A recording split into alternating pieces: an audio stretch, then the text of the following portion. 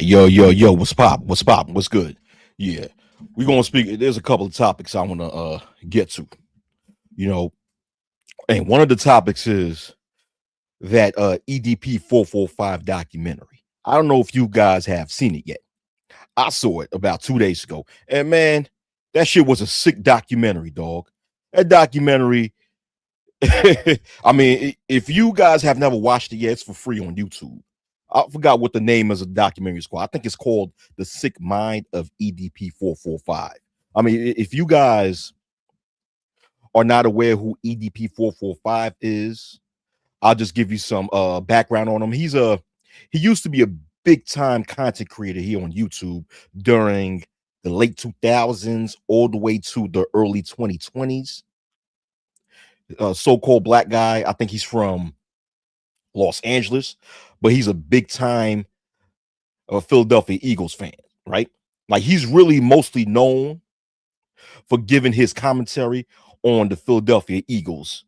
And when it comes to the NFL season, he'll give his commentaries, his opinions on the games that the Philadelphia Eagles play. But he speaks, so he covers like a lot of different topics, but the majority of his content is sort of like slapstick comedy, sort of like this fake Howard Stern shock value, shock jock type of shit.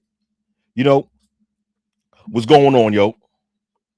Yeah, and I think in 2023, he got caught by another group of content creators on camera soliciting sex from a minor, where he got caught walking.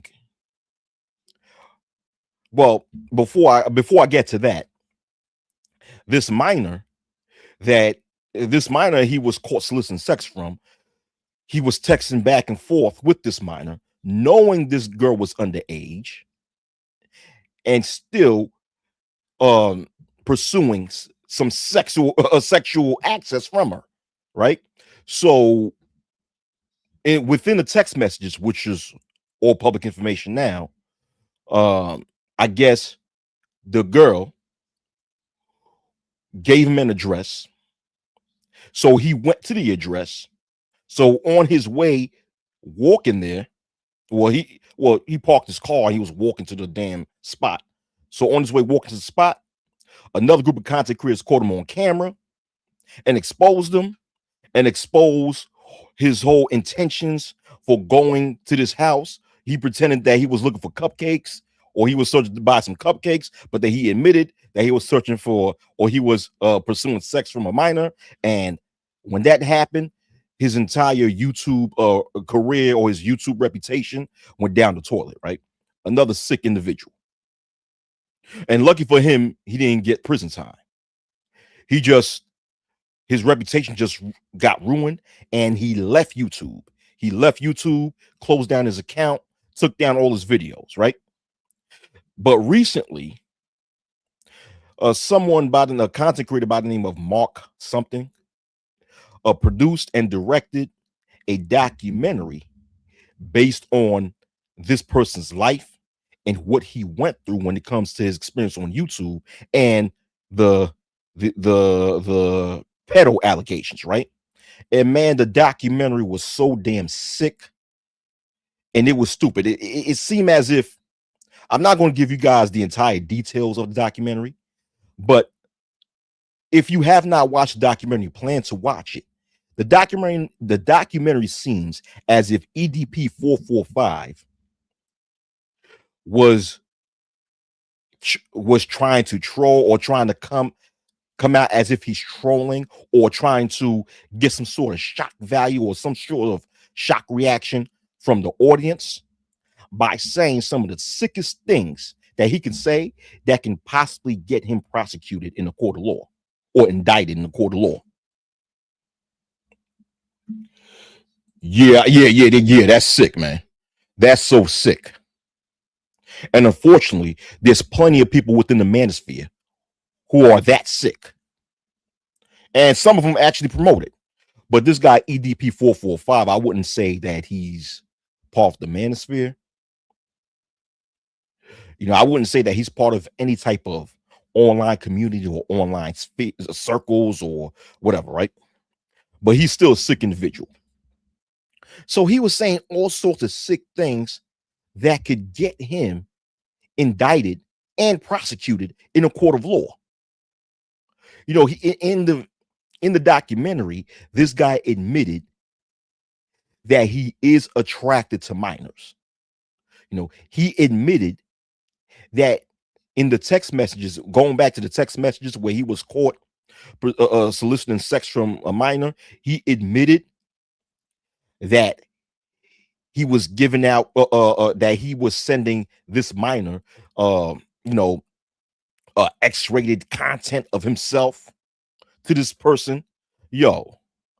This guy was going off, man. And this guy even admitted to that. What else he admitted to? Oh yeah, this one shit shocked the hell out of me. This motherfucker admitted and actually bragged about how he would defecate in the toilet, and before he would flush the toilet, he would get up, grab his phone, and take a picture of his feces in the toilet and send it to people. He even did that with the director of the documentary. And when you see the director's reaction to him receiving pictures of EDP taking a shit, right? You should see this director's reaction, man. He taped his reaction. Oh my gosh, it was sick. How could you do some shit like that? I mean, the documentary exposed how so many people on YouTube and on social media in general have a severe mental issue, man. They're really mentally sick.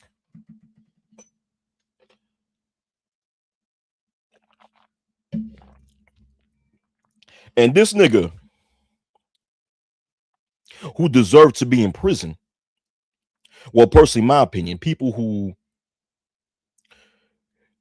are attracted to minors deserve something worse than prison, but that's for another conversation, right? But let's keep it clean here. He deserves to be in prison. But like I said before, lucky for him, he's lucky that he did not end up in prison, even though there's tons of evidence that's out in the public, that's public information that can get him prosecuted in the court of law. But this nigga's so stupid, right? Even, he's so stupid. He got away. He never got investigated, even though there's tons of proof that he was soliciting sex from minors, but he was never charged for the things that he did. He was never investigated. So when he left YouTube, this was his chance to, when he left YouTube, it's basically like he just got off scotch-free. And since he was lucky enough to get off scotch-free, my thing is he should have just kept a low profile for the rest of his life. He's working. So he admits that he worked 2 jobs. So he was able to get employment, being the fact that he was never charged for these crimes. So therefore, none of these crimes are on his record, which makes it easier for him to get employment. So if he's in that position, he should have just kept the low profile and shut the fuck up. But no, he created this. He agreed to create this documentary and totally place more evidence against himself. So I could see this person eventually being prosecuted in the court of law and going to jail, which he deserves, or going to prison. This nigga's this motherfucker's sick in the head, man. Hold on.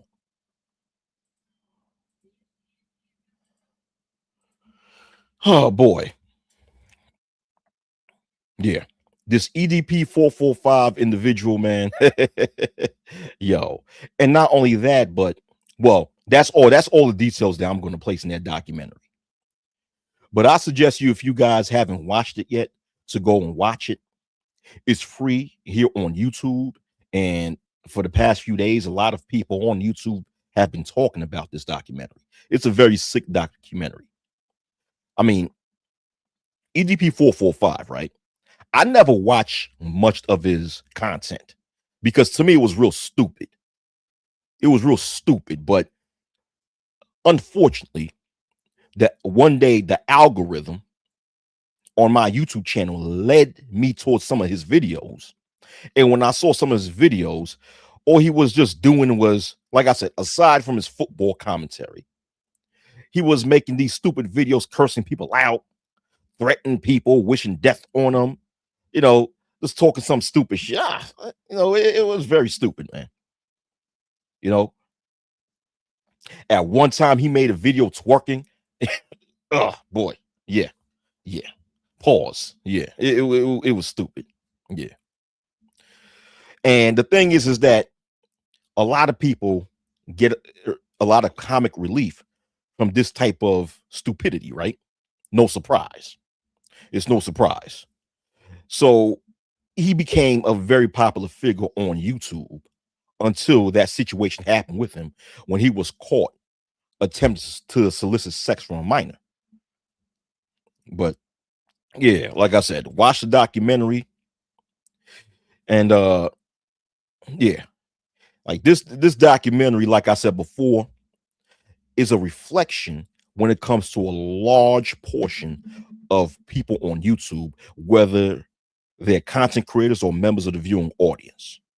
It shows how sick a lot of people on YouTube can be, and it shows the severe need of psychological help, right? Because this person, not only does this person need or deserve jail time or prison time, this person also is also in desperate need of psychological help. I mean, if you're an adult and you find children attractive, that in itself is a mental issue.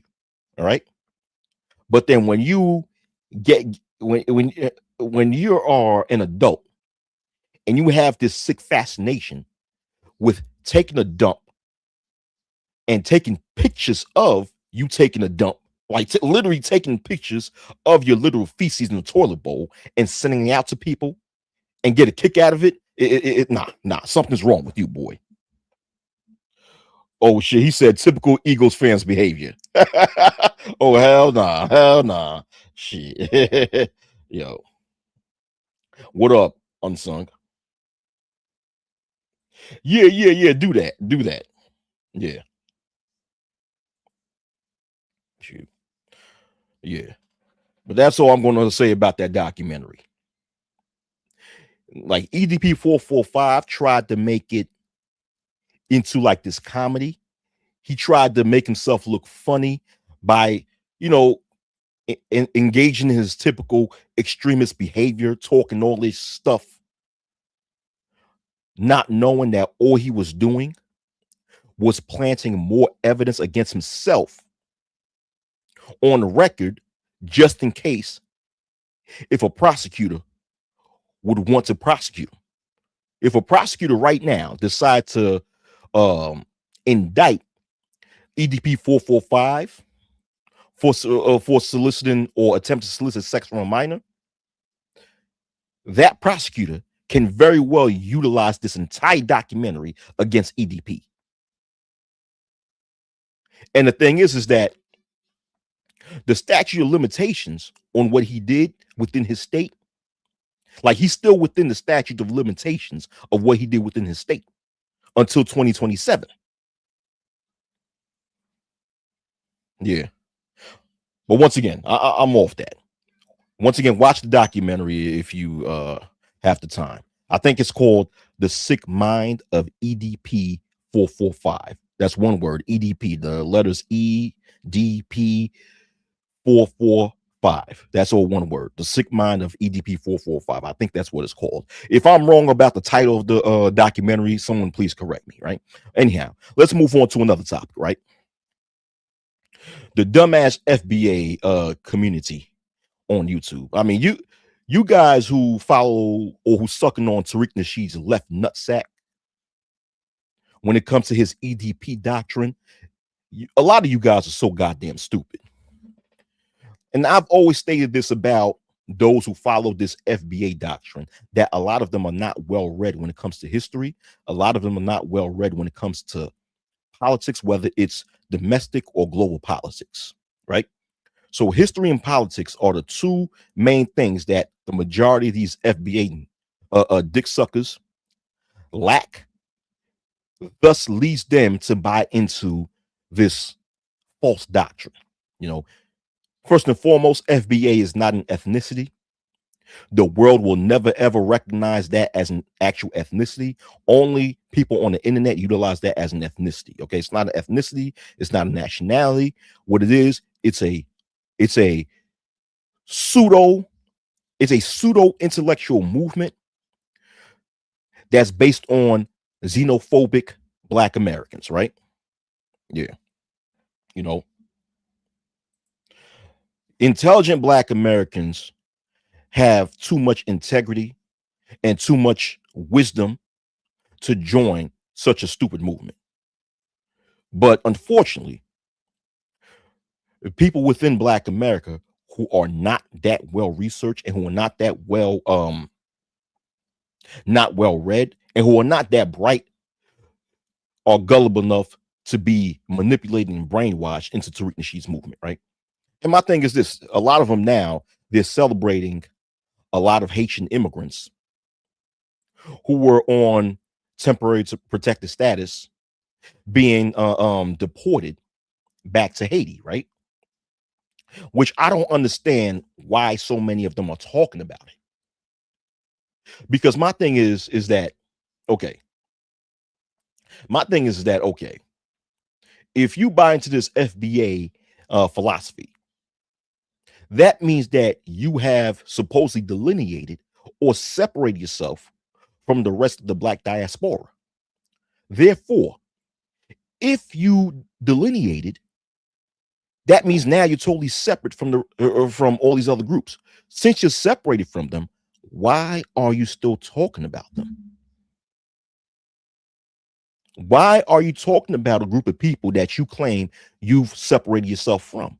If you have separated yourself from them, then they should no longer be relevant to you, especially when the things that they're going through does not affect you, right? Why don't you folk, if you claim to be for, if you advocate for the upliftment of the descendants of U.S. slaves, why don't you focus on actually fixing the environment that a lot of these descendants of U.S. slaves currently live in, right?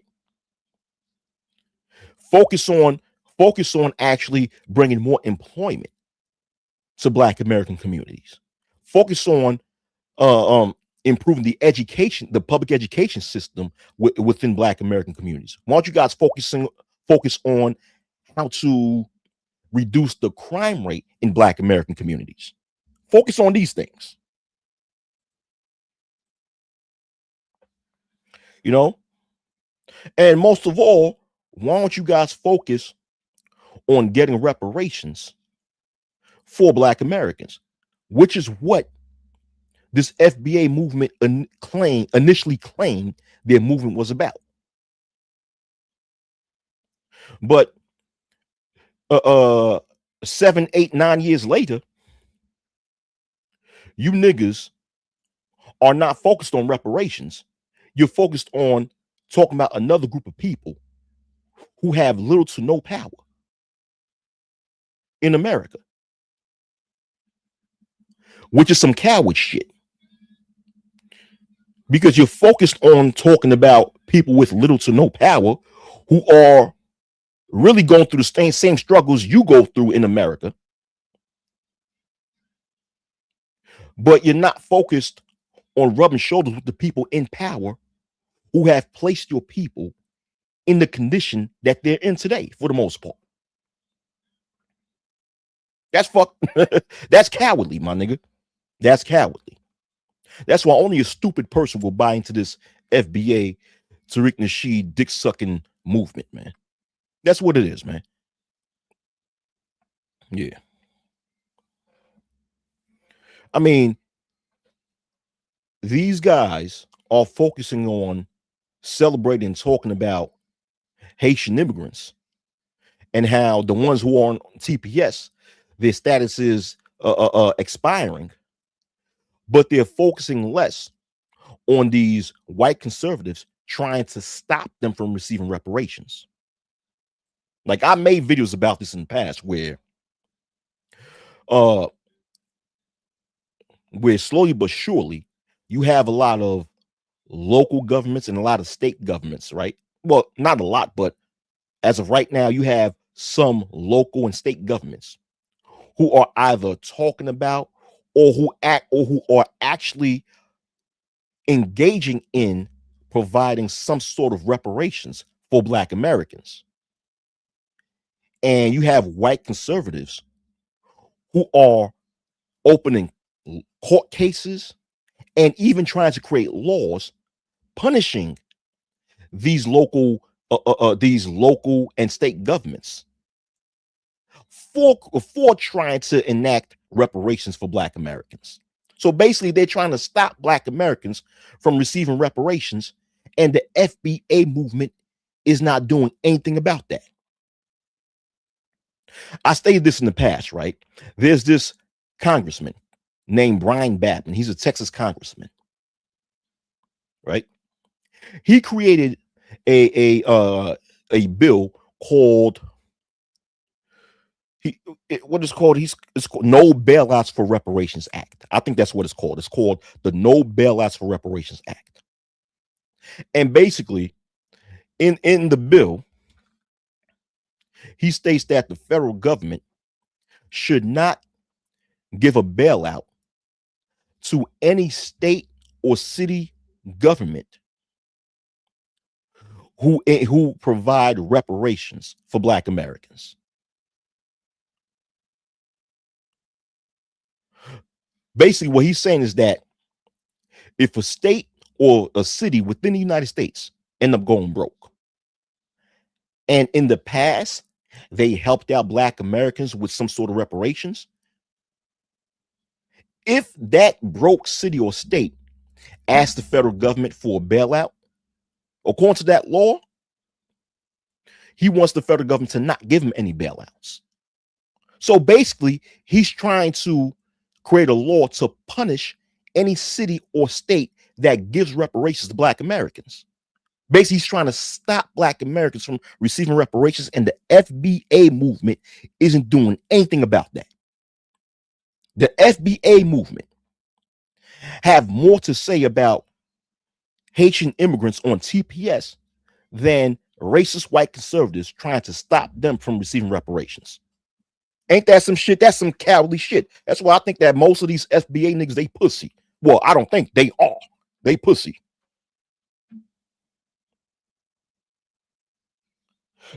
Thank you. Exactly, Mr. Hero Unsung.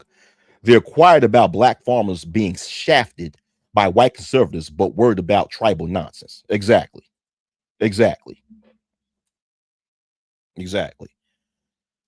And most Haitian Americans, right, are either U.S. citizens or a permanent resident in the United States.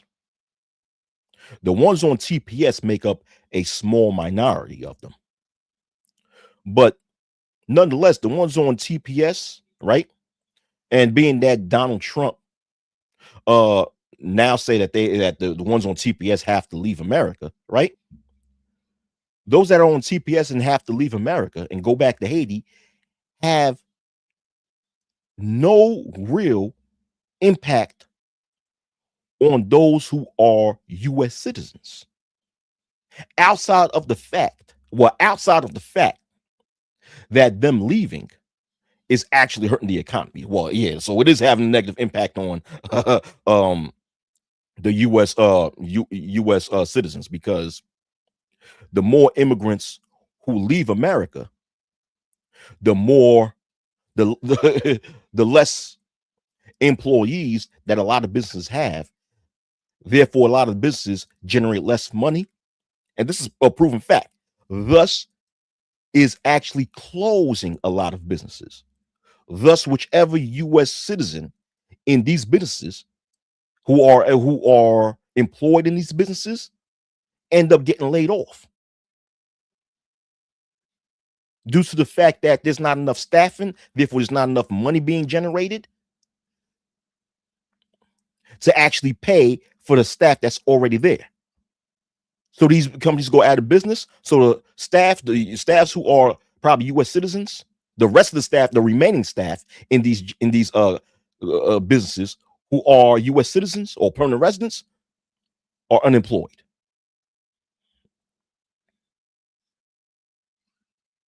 Right. So outside of that, Haitians on TPS, they, like outside of what I said, Haitians on TPS isn't really going to do anything that's going to improve Black America or destroy Black America outside of what I just said, right? But white conservative politicians trying to stop Black Americans from getting reparations, that has more of an effect on Black Americans. How come these FBA dick suckers are not talking about that?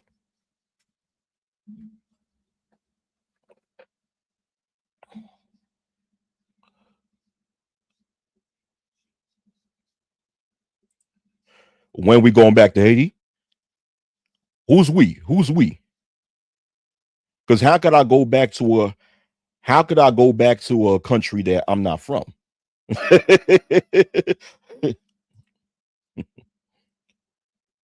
Who are you? Who is this nigga? I have fatigue.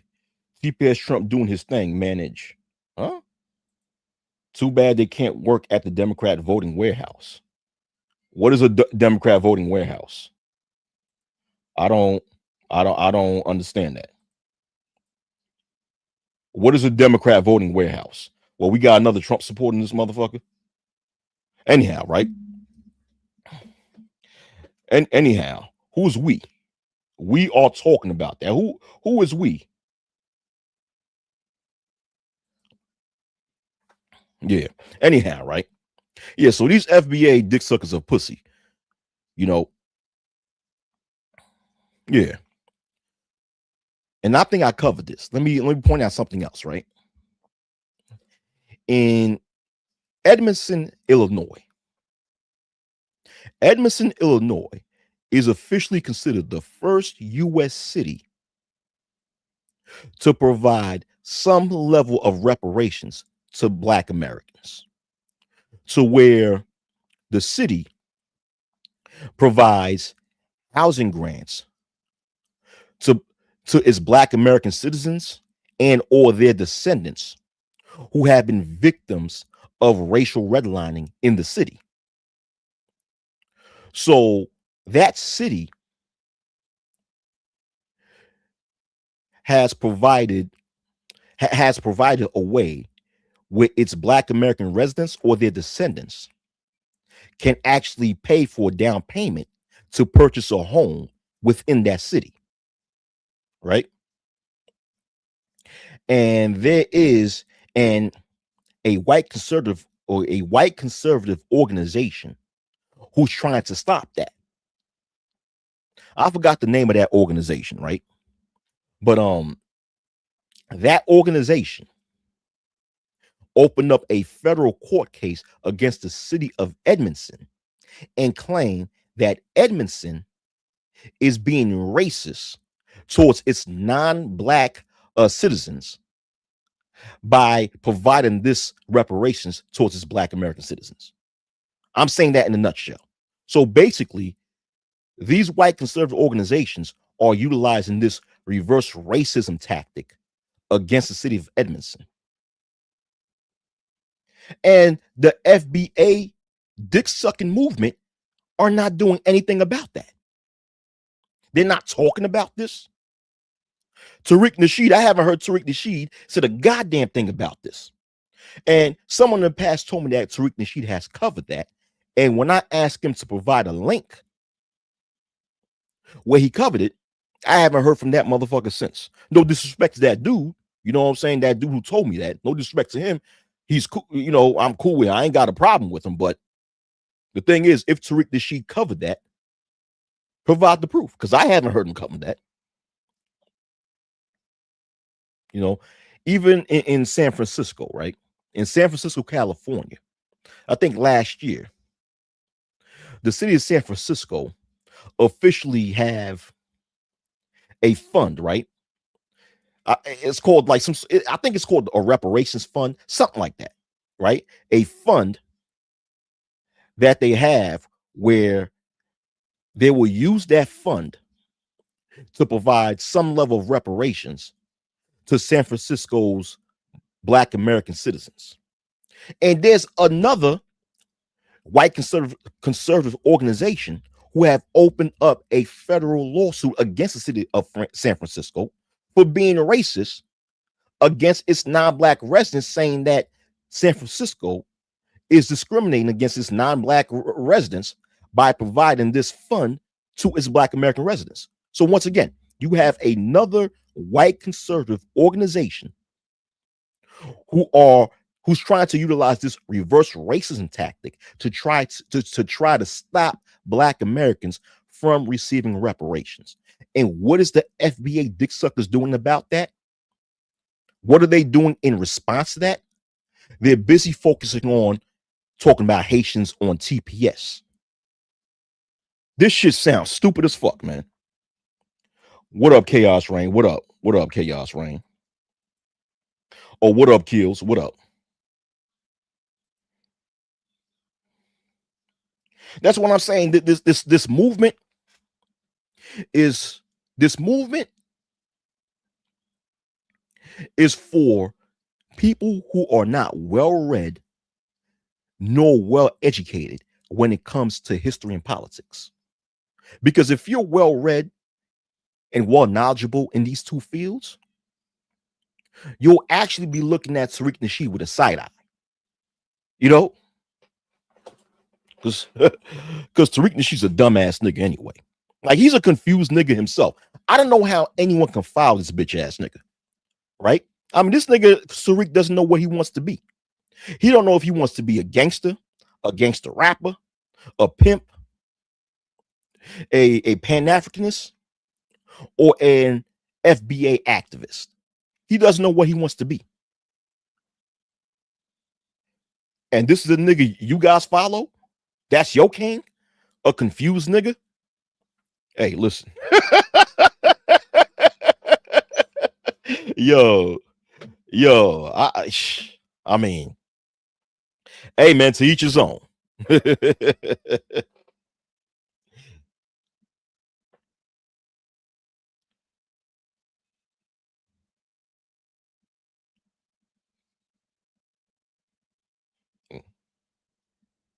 Yeah, Mary. Oh, Mary called it out years ago. Okay, cool. All right. Yeah. So, I mean, shit. Yo, if that's who you want to follow, that's on you. But let me tell you this: if you guys want to follow him and his doctrine, it's going to lead you nowhere, because it's just another grift.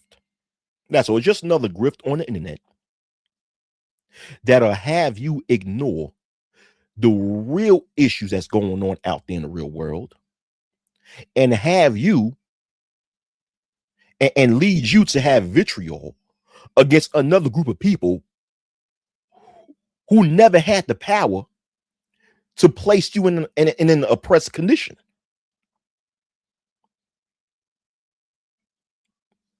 Like, do you understand how pathetic it is for you to be a U.S. citizen and be mad at immigrants?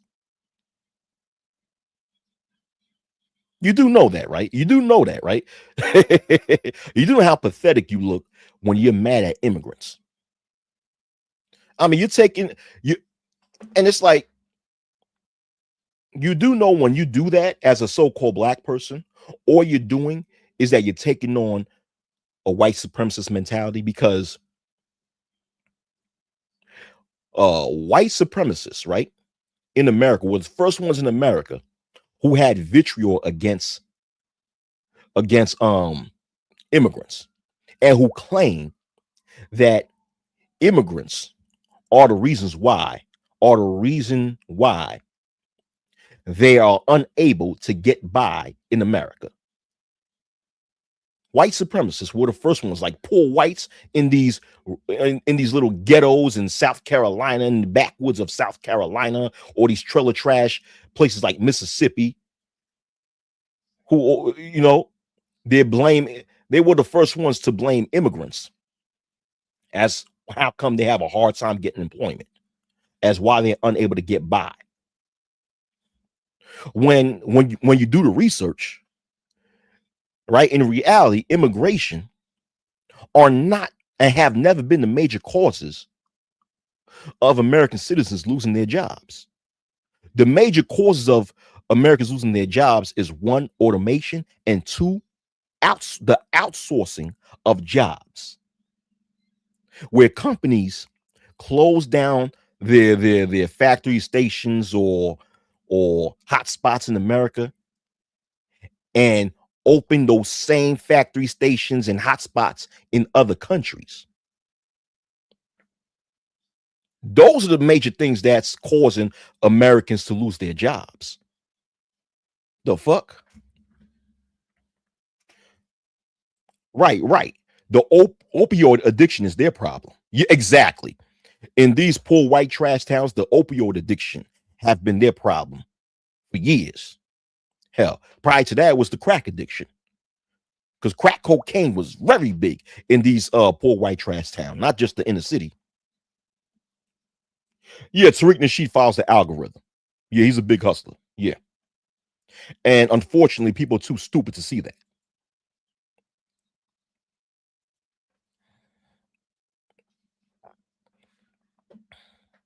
So when you have a group of so-called black people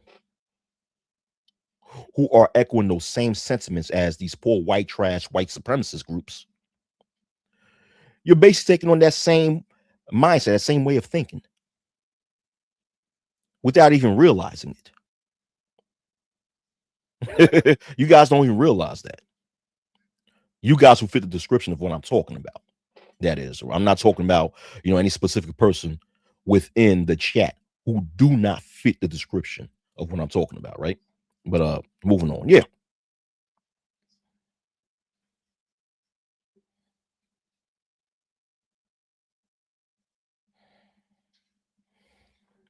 Yeah, man.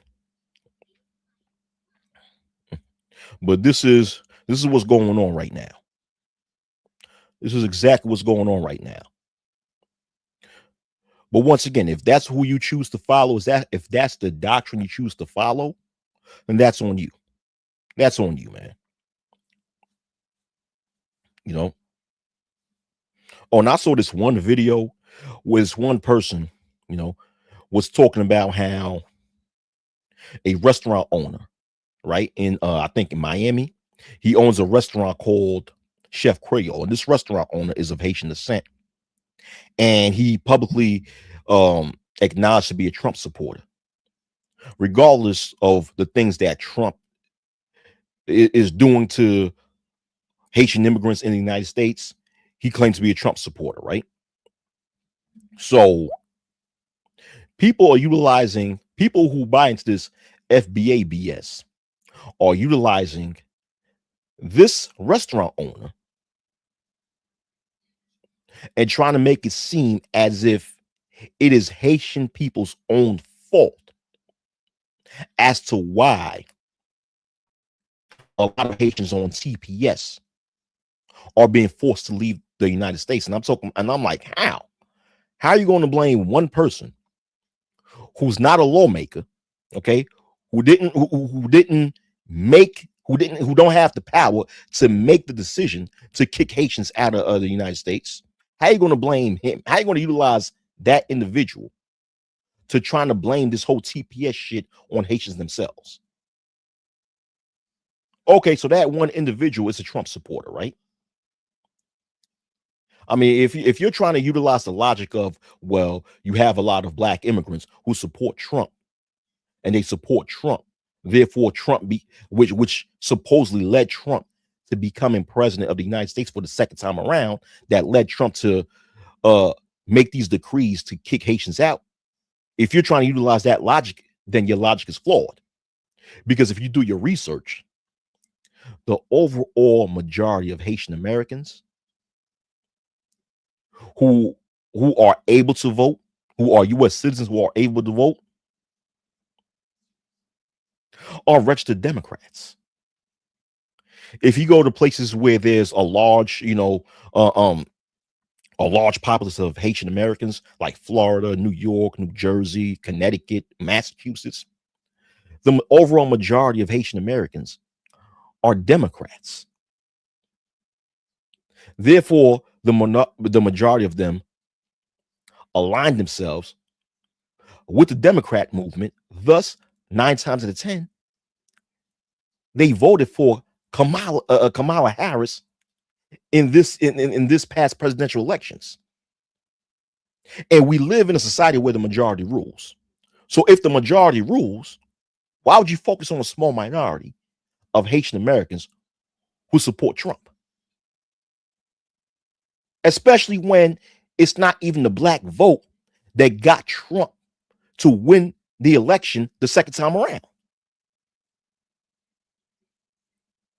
Because the majority of the black vote went to Kamala Harris. So the black vote was not even responsible for helping Trump win the 2024 elections. So why would people even talk about that? Why would even people make this logic trying to blame a small portion of Haitian Trump supporters on why Haitian immigrants are going through this situation in America, when the majority of so-called black voters, whether you're foreign born or not, voted for Kamala Harris? Once again, the black vote did not even cause Trump to win this past presidential elections. It was the many working class Caucasians who showed up to vote that got Trump elected for a second term. We all know this is fucking public. This has been public record for almost 2 years now. So why are we talking about that? What up, China Right? What up, China White? Nah, I haven't heard of Substack. I haven't heard of this person. I don't know who that is. What up, China?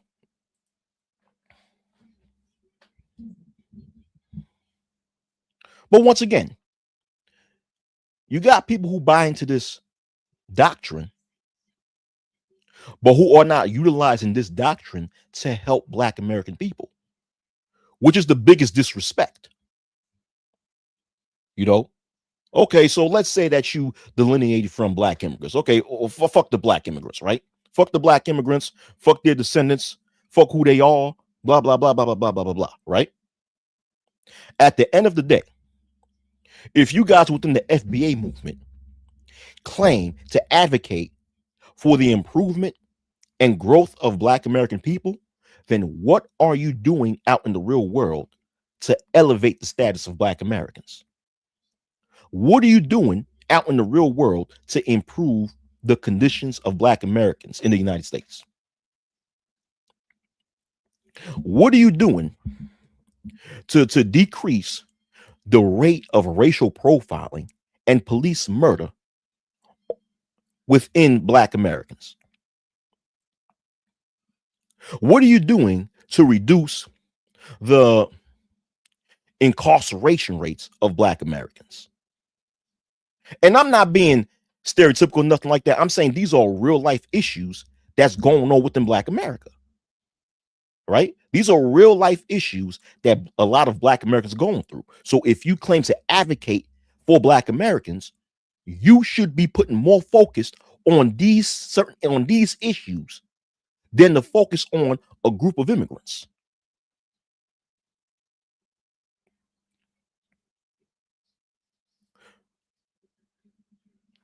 Like the brother Mr. Hero Unsung said in the chat, what are you doing to help these Black American farmers that got screwed by the United States government. What are you doing to help them? What up, Johnny Mills? What up?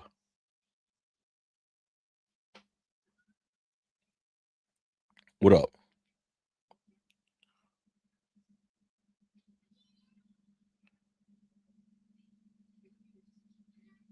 Oh, it's a website. Oh, Substack is a website. Okay. All right. But going back to the topic of discussion, right? And you know what?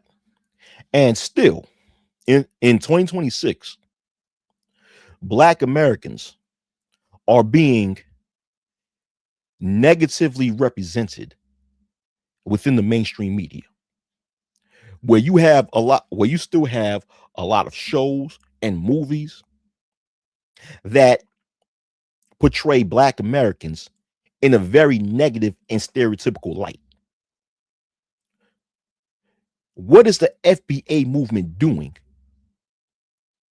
to put an end to that?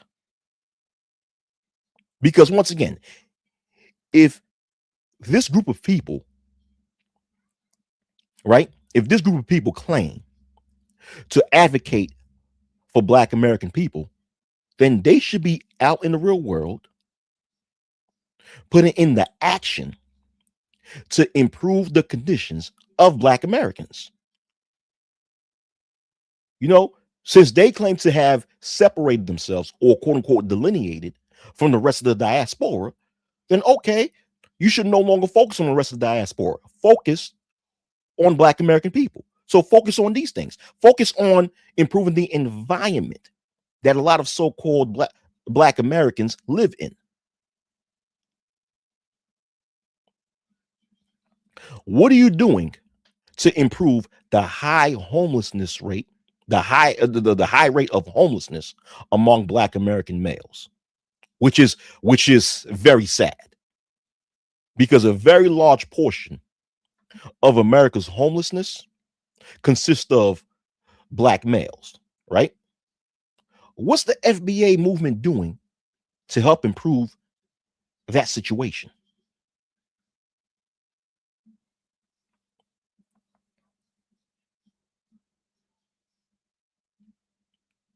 No? What are they doing for? What are they doing to actually improve something like that?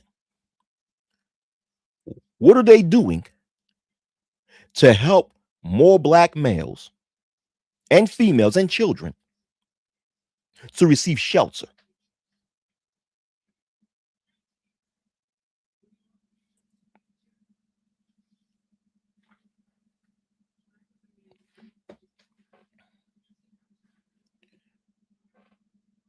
You know, because sitting there grifting and complaining about immigrants, right, is not going to help improve the real life situations that Black Americans go through every single day. So that's why I believe that Black Americans themselves should be highly disrespected, should feel highly disrespected when it comes to this movement or the lack thereof. Because all these people who claim to be FBA are doing, or they're just riling up uh, uh Black Americans who are gullible enough to buy into their lies and trying to get them to be more divisive against other so-called Black people, when the so-called Black race in itself are already divided amongst each other as it is. We divide amongst each other when it comes to gender, right? We're divided against each other when it comes to skin complexion, right? Thus, this whole colorism crap is going on. We're divided amongst each other when it comes to, you know, one Black person from the East Coast, another so-called Black person from the West Coast of the United States. Therefore, we don't like each other. So we're divided amongst each other when it comes to the regions of the United States that we live in, right?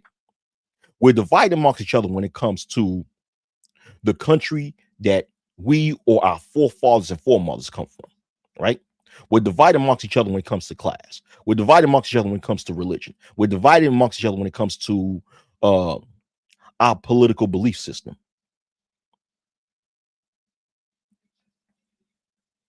We're divided. So-called black people divide themselves amongst each other in so many petty ways.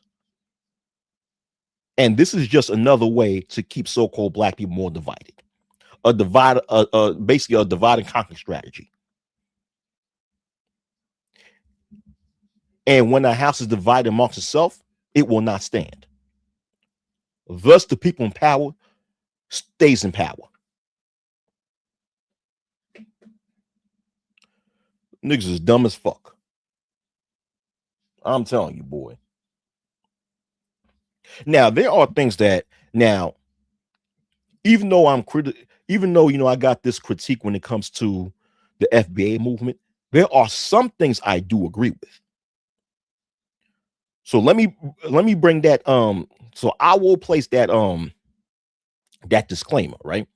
That there are some things that I agree with when it comes to the FBA movement. I do agree that there is a sect of ignorant black immigrants, right?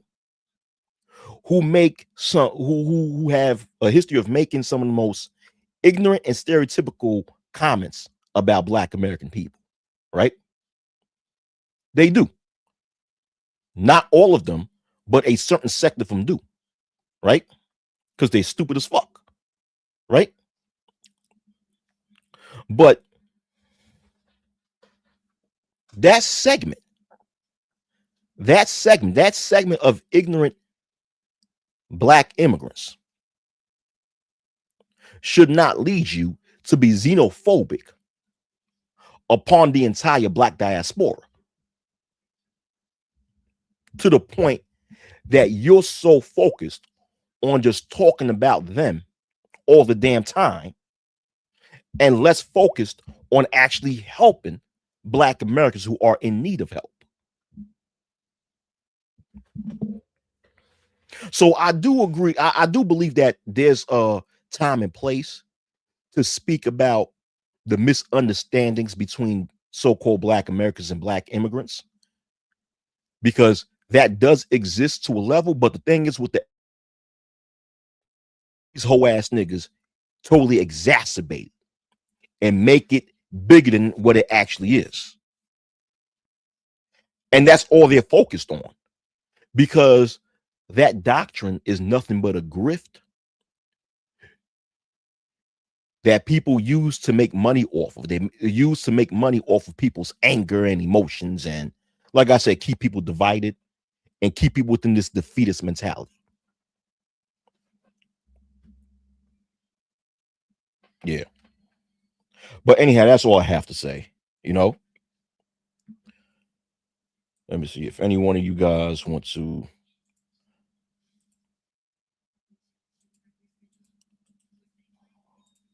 Let me post the link to this. Okay. So I have the link.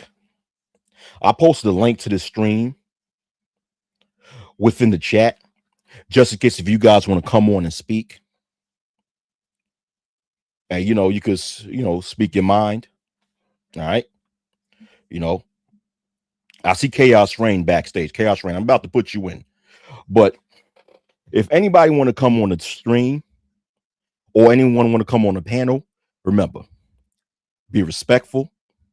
One person speaks at a time. And just have some damn sense. All right. Don't come with no weird retarded shit. Yeah, what What's up, good, Pete? Wacky? What's up? You're going to have to deal with the background noise come on out and about. The algorithm has fed me your content today, surprisingly, and I probably missed like maybe 20 minutes maybe of what is said, but I think I follow what you're getting at so far. And my thing, in regards to the reparations portion of what you said earlier, it did not surprise me that people like Tariq or anybody that pushed FBA, they're not really looking at the real intricate parts what's going on in the communities or what is being passed or pushed along that is not being discussed. And one thing I've learned that with many movements like this is either going to gain traction and have an end goal that is going to be some, or it's just some other money grab for people that try to look for a different hustle. And from what I'm observing, it seems right now if they find the information from one dude that constantly has, you know, let's be honest, Tariq Nasheed is not anti, but he started his promise from one the map books, then eventually he goes to the conscious community side with hidden colors, which I came across information back in I think 15 years ago now. Hidden colors came out. The first one came out in 2011. So his progression, the way how he's moving, even the museum that no one has talked about, it makes sense why him or anybody else is not really going more deeper and finding not only the root cause, but keep abrupt of what's going on. Besides, engage in battles with other black people that's either been to America or they're first time Americans. Like it's gonna get black people that's been here for a longer time what they need, and that is repair, financially, spiritually, etc. I don't know if you agree or disagree with what I just said.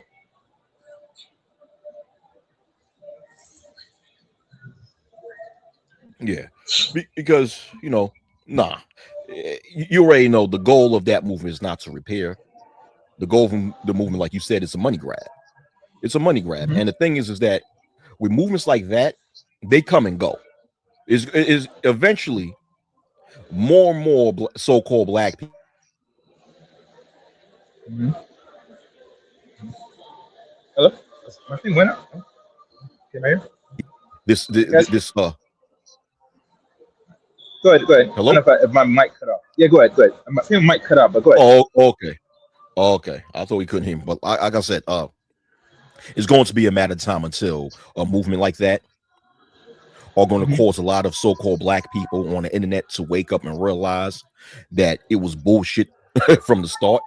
Mhm.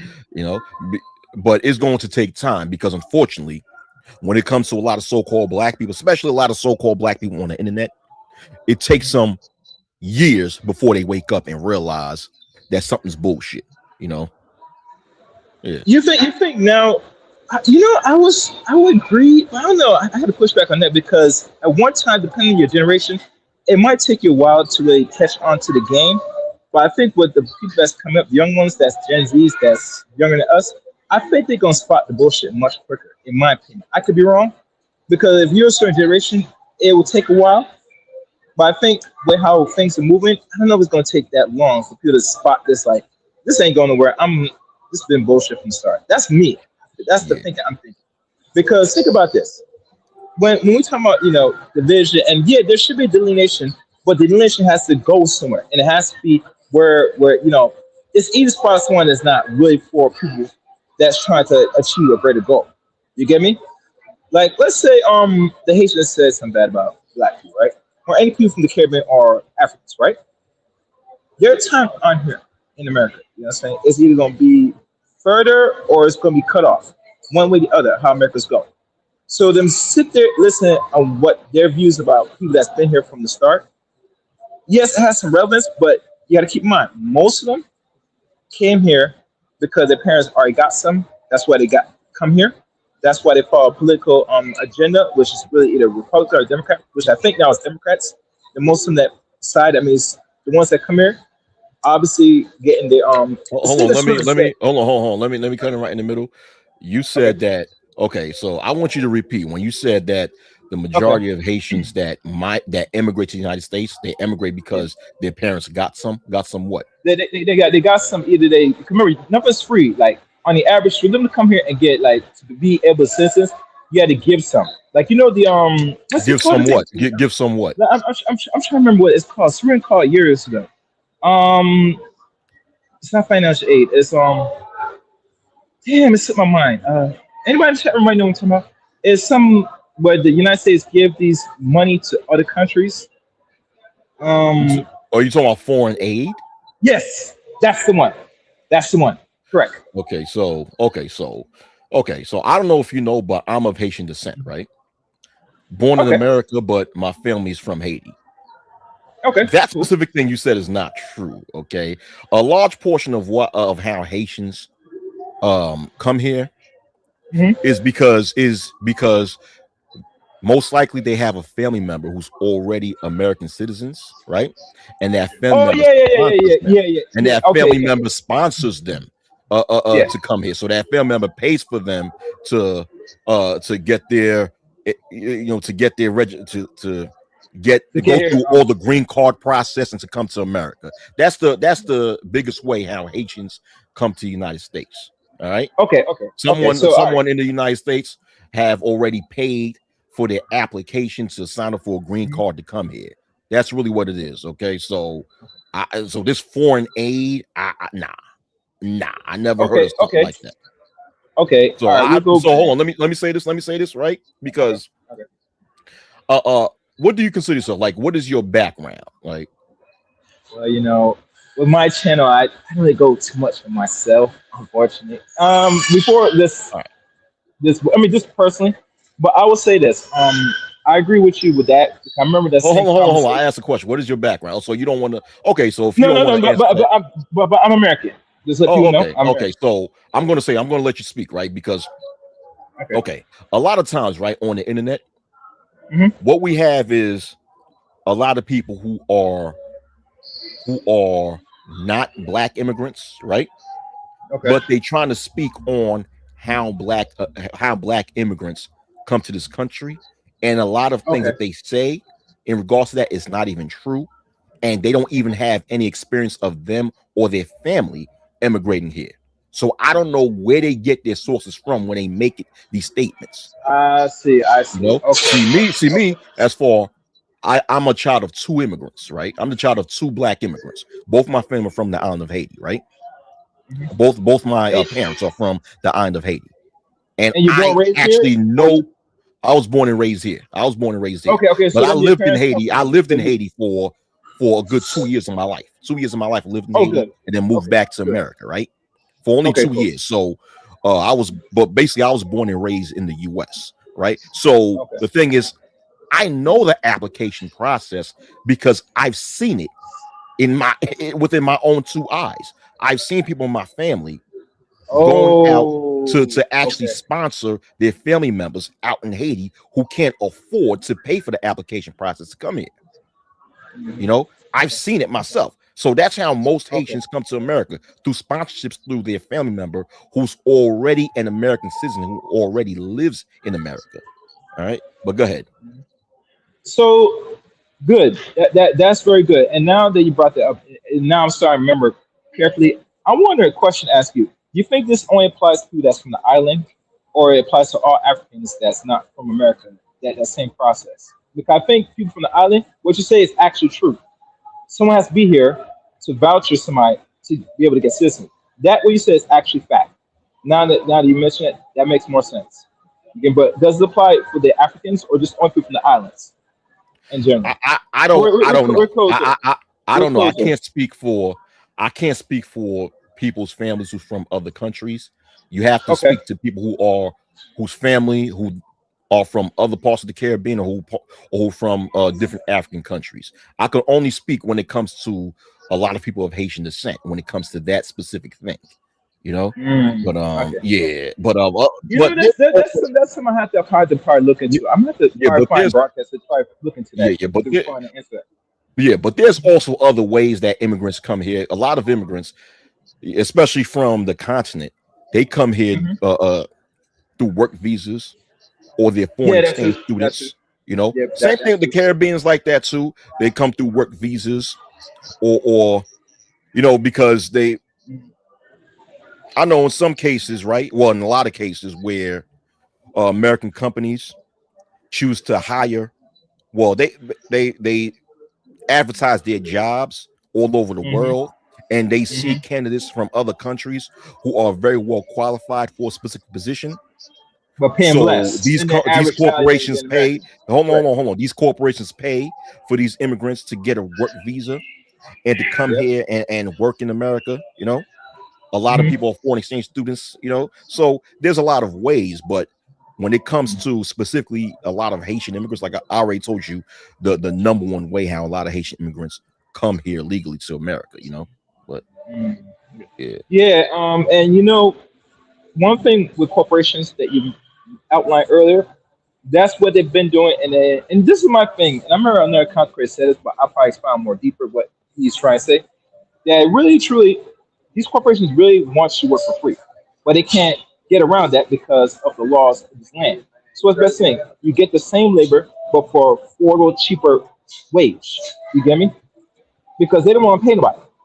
So when people that's been in America can't find jobs and work because most corporations are, how do I say, out, not out, they are outsourced, but they push you out to be working for the wage that you pay American for the same labor.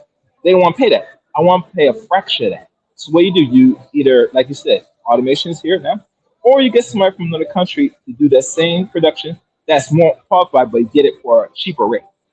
Make sense? Or am I lying? I get what you're saying. Okay, Yeah. there's a word for that. There's a terminology for what you talk about. It's called, I think it's called in the field of economics, I think it's called, I forgot, but there's a Yeah, terminology there's a for name. that. There's a name the economics. Yeah, Yeah, I forgot what it's called. yeah, there's a Yeah. terminology for that, right? But Hmm. it has proven within the field of economics that what you're saying is not the major cause as to why a lot of people in America are unemployed.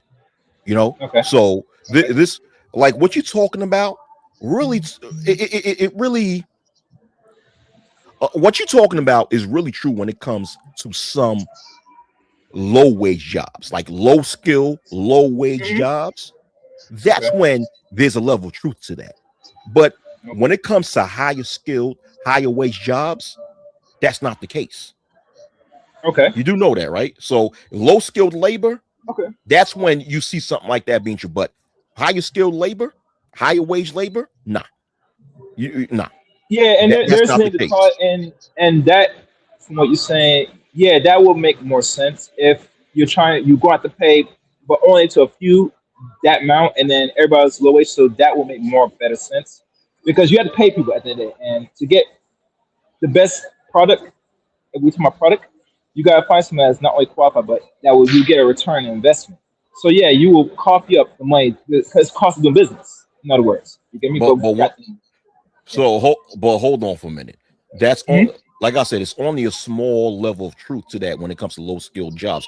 Or what you said something in the beginning that Mhm. there's very few high skilled jobs and very much a lot of low skilled jobs. Is that what you're saying? I did mention that, yes, in the comments, yeah, that Where's the there's more. Yeah, go ahead. Yeah. where's the proof of that though? I would say, I think,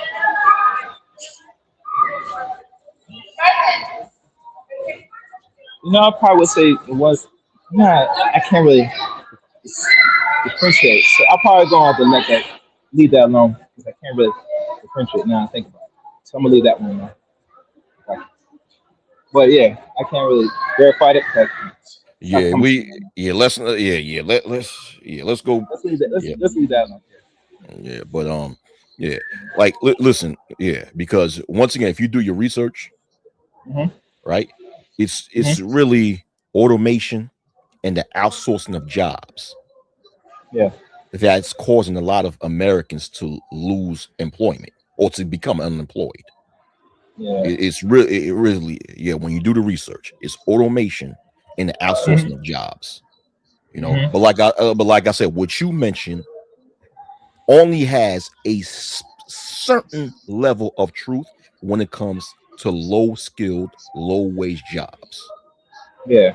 Because the higher you go when it comes to uh uh when the higher you go when it comes to skilled labor, Hmm. the less you worry, the less you worry about immigrants coming in and taking the position or getting the position and getting paid a lower wage. Yeah. So yeah, yeah, that only exists to a certain degree when it comes to low skill, low wage jobs. But yeah, man. But Mm. Okay. but the thing is with this whole FBA thing, right? You Hmm. mentioned something where the one thing they're not talking about is repair. is repairing the Yeah. issues that's going on within Black American communities, because doing something like that takes actual work and actual labor. People like Tariq Nasheed don't want to do the actual work and actual labor And to don't forget repair sacrifice the as well. real and the sacrifice to repair the real world issues that's going on within Black America. He doesn't want to do that. He would rather have people.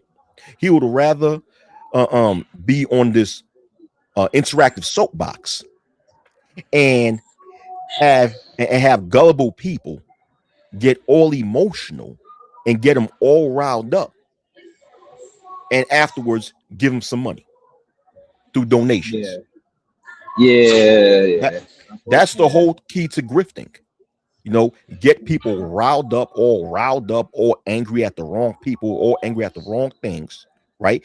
Get them all distracted Mhm. and capitalizing off of it. That's all it is. And there was a point I wanted to respond, because you said Okay. that the older generation, it takes time because I said something as far as one day this FBA movement will actually, more and more people will actually wake up and realize that it's bullshit. And your response was that, well, maybe it'll take time for the older generation to recognize it, but the younger generation are more aware of certain things, so they'll catch on to things quickly. Well, Well, I would say with young people, when they're not gonna fall. If something's not working, they're going quick to get out quicker but than people of a certain generation no, on the I, average. well, here's the thing, right? When it Hmm. comes to this FBA movement, Hmm.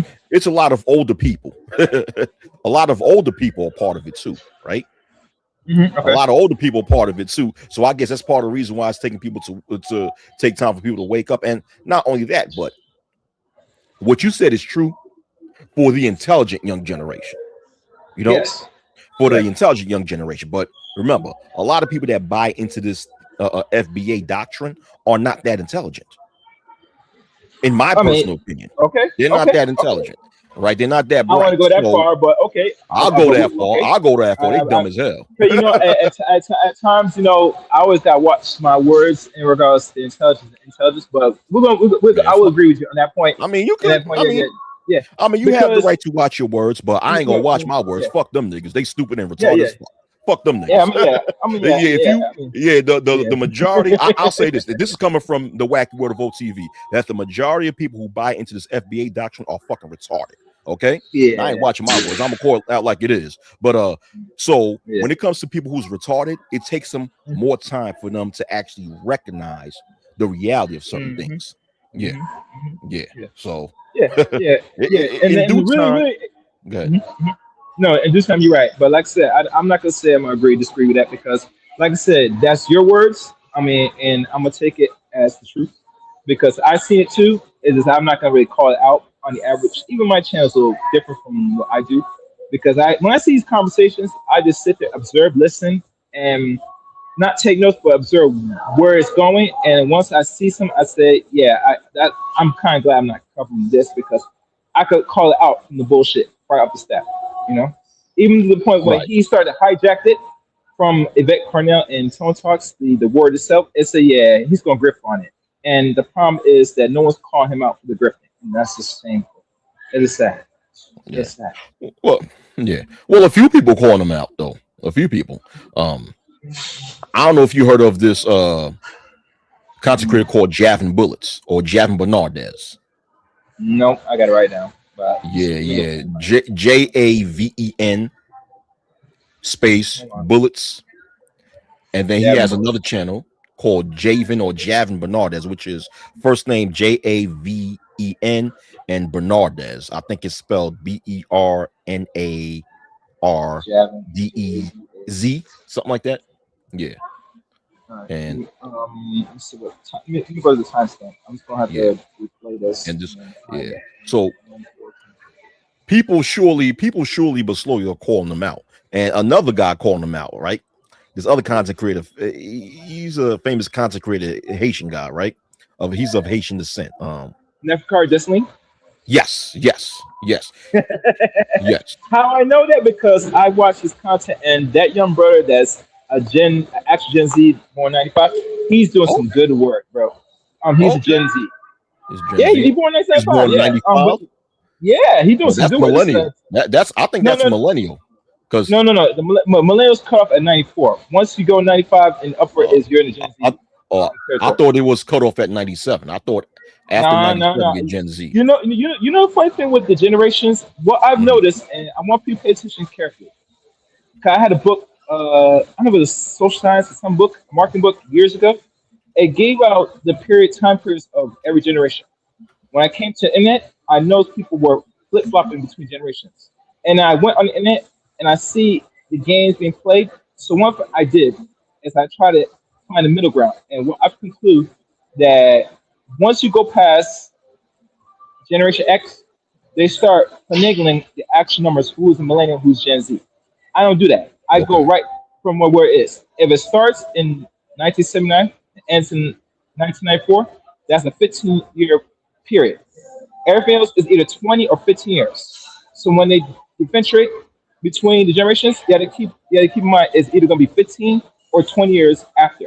Yeah, If yeah. it's I less get than that, yeah, yeah. yeah. But I get what that's you're how I look saying. at it.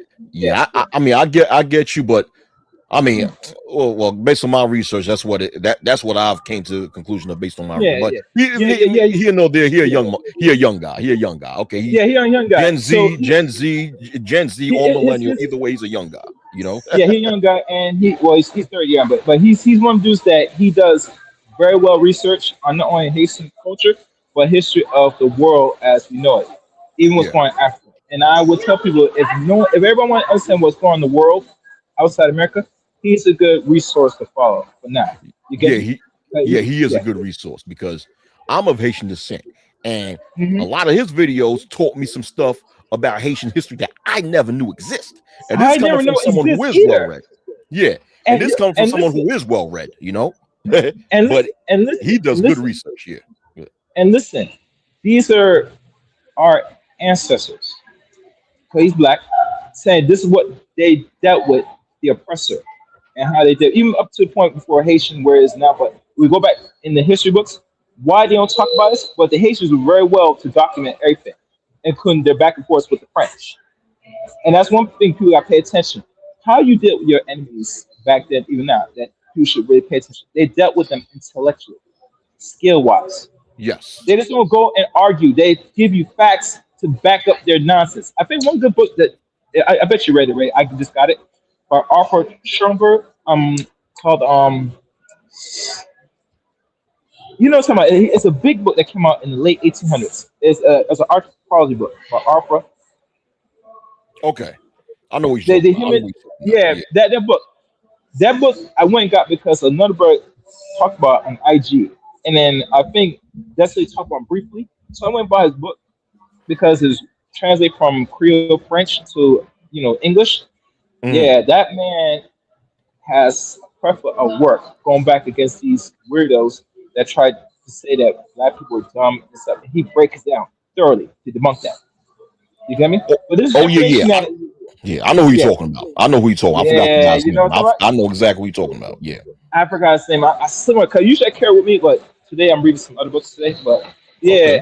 that book right there, that must be in everybody's library. And Yeah. I tell many times, there are very few black scholars that talk about their dealings with Europeans in an interesting way.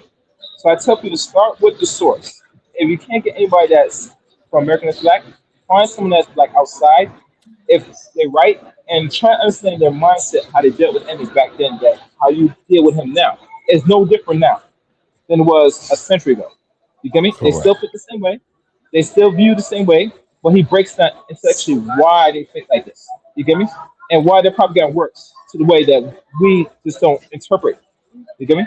So yeah. I So got you. like I said, Destiny is a good resource. I mean, and like Yeah, I he's said, a I expect more content from him. He goes back and forth with these people, and like I said, he could have did more content on what's going on in America. But the problem is, he's trying to see that he's expecting people to be relatable and likable. To me, if I'm a content creator, the only thing I have criticism is that I put the information regardless. You get hmm me? Because the right. information is more important.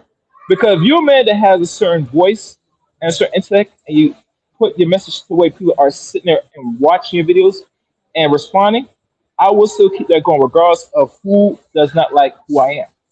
You get me? Mhm. Because Right, I'm cheating exactly. myself. Because Right. remember, this internet is forever, and if you stop doing that, right, Mm. and look for ultimate just get the same outcome, you diminish the greater message. You're doing this for the hearts and minds for people that's gonna be younger than us that's gonna come across the content. If that's the only advice I give, that's what I say. You do this for the people that's coming before you, not the ones that's Yeah, old and stuff and stupid. Fuck them. yeah. They're I, dumb and they're gonna stay in the ways. That's all. I mean, I get you. I get you. Think of the future, Yeah. right? Think of the future, how you There could you go. impact the Yeah. future and stuff like Yeah. that.